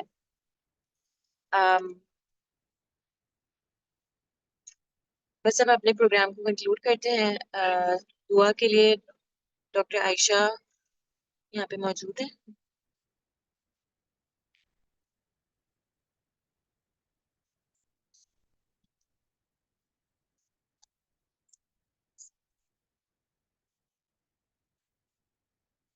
اچھا ڈاکٹر رخسانہ آپ دعا کر کے کنکلوڈ کر دیں گی؟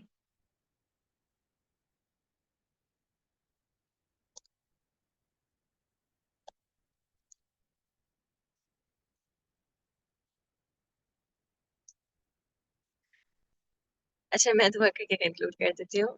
سبحانک اللہم و بحمدک نشہد ان لا الہ الا انت نستغفرک و نتوب الیک والعصر ان الانسان لفی خسر الا الذین آمنوا وعملوا الصالحات وتواصوا بالحق وتواصوا بالصبر.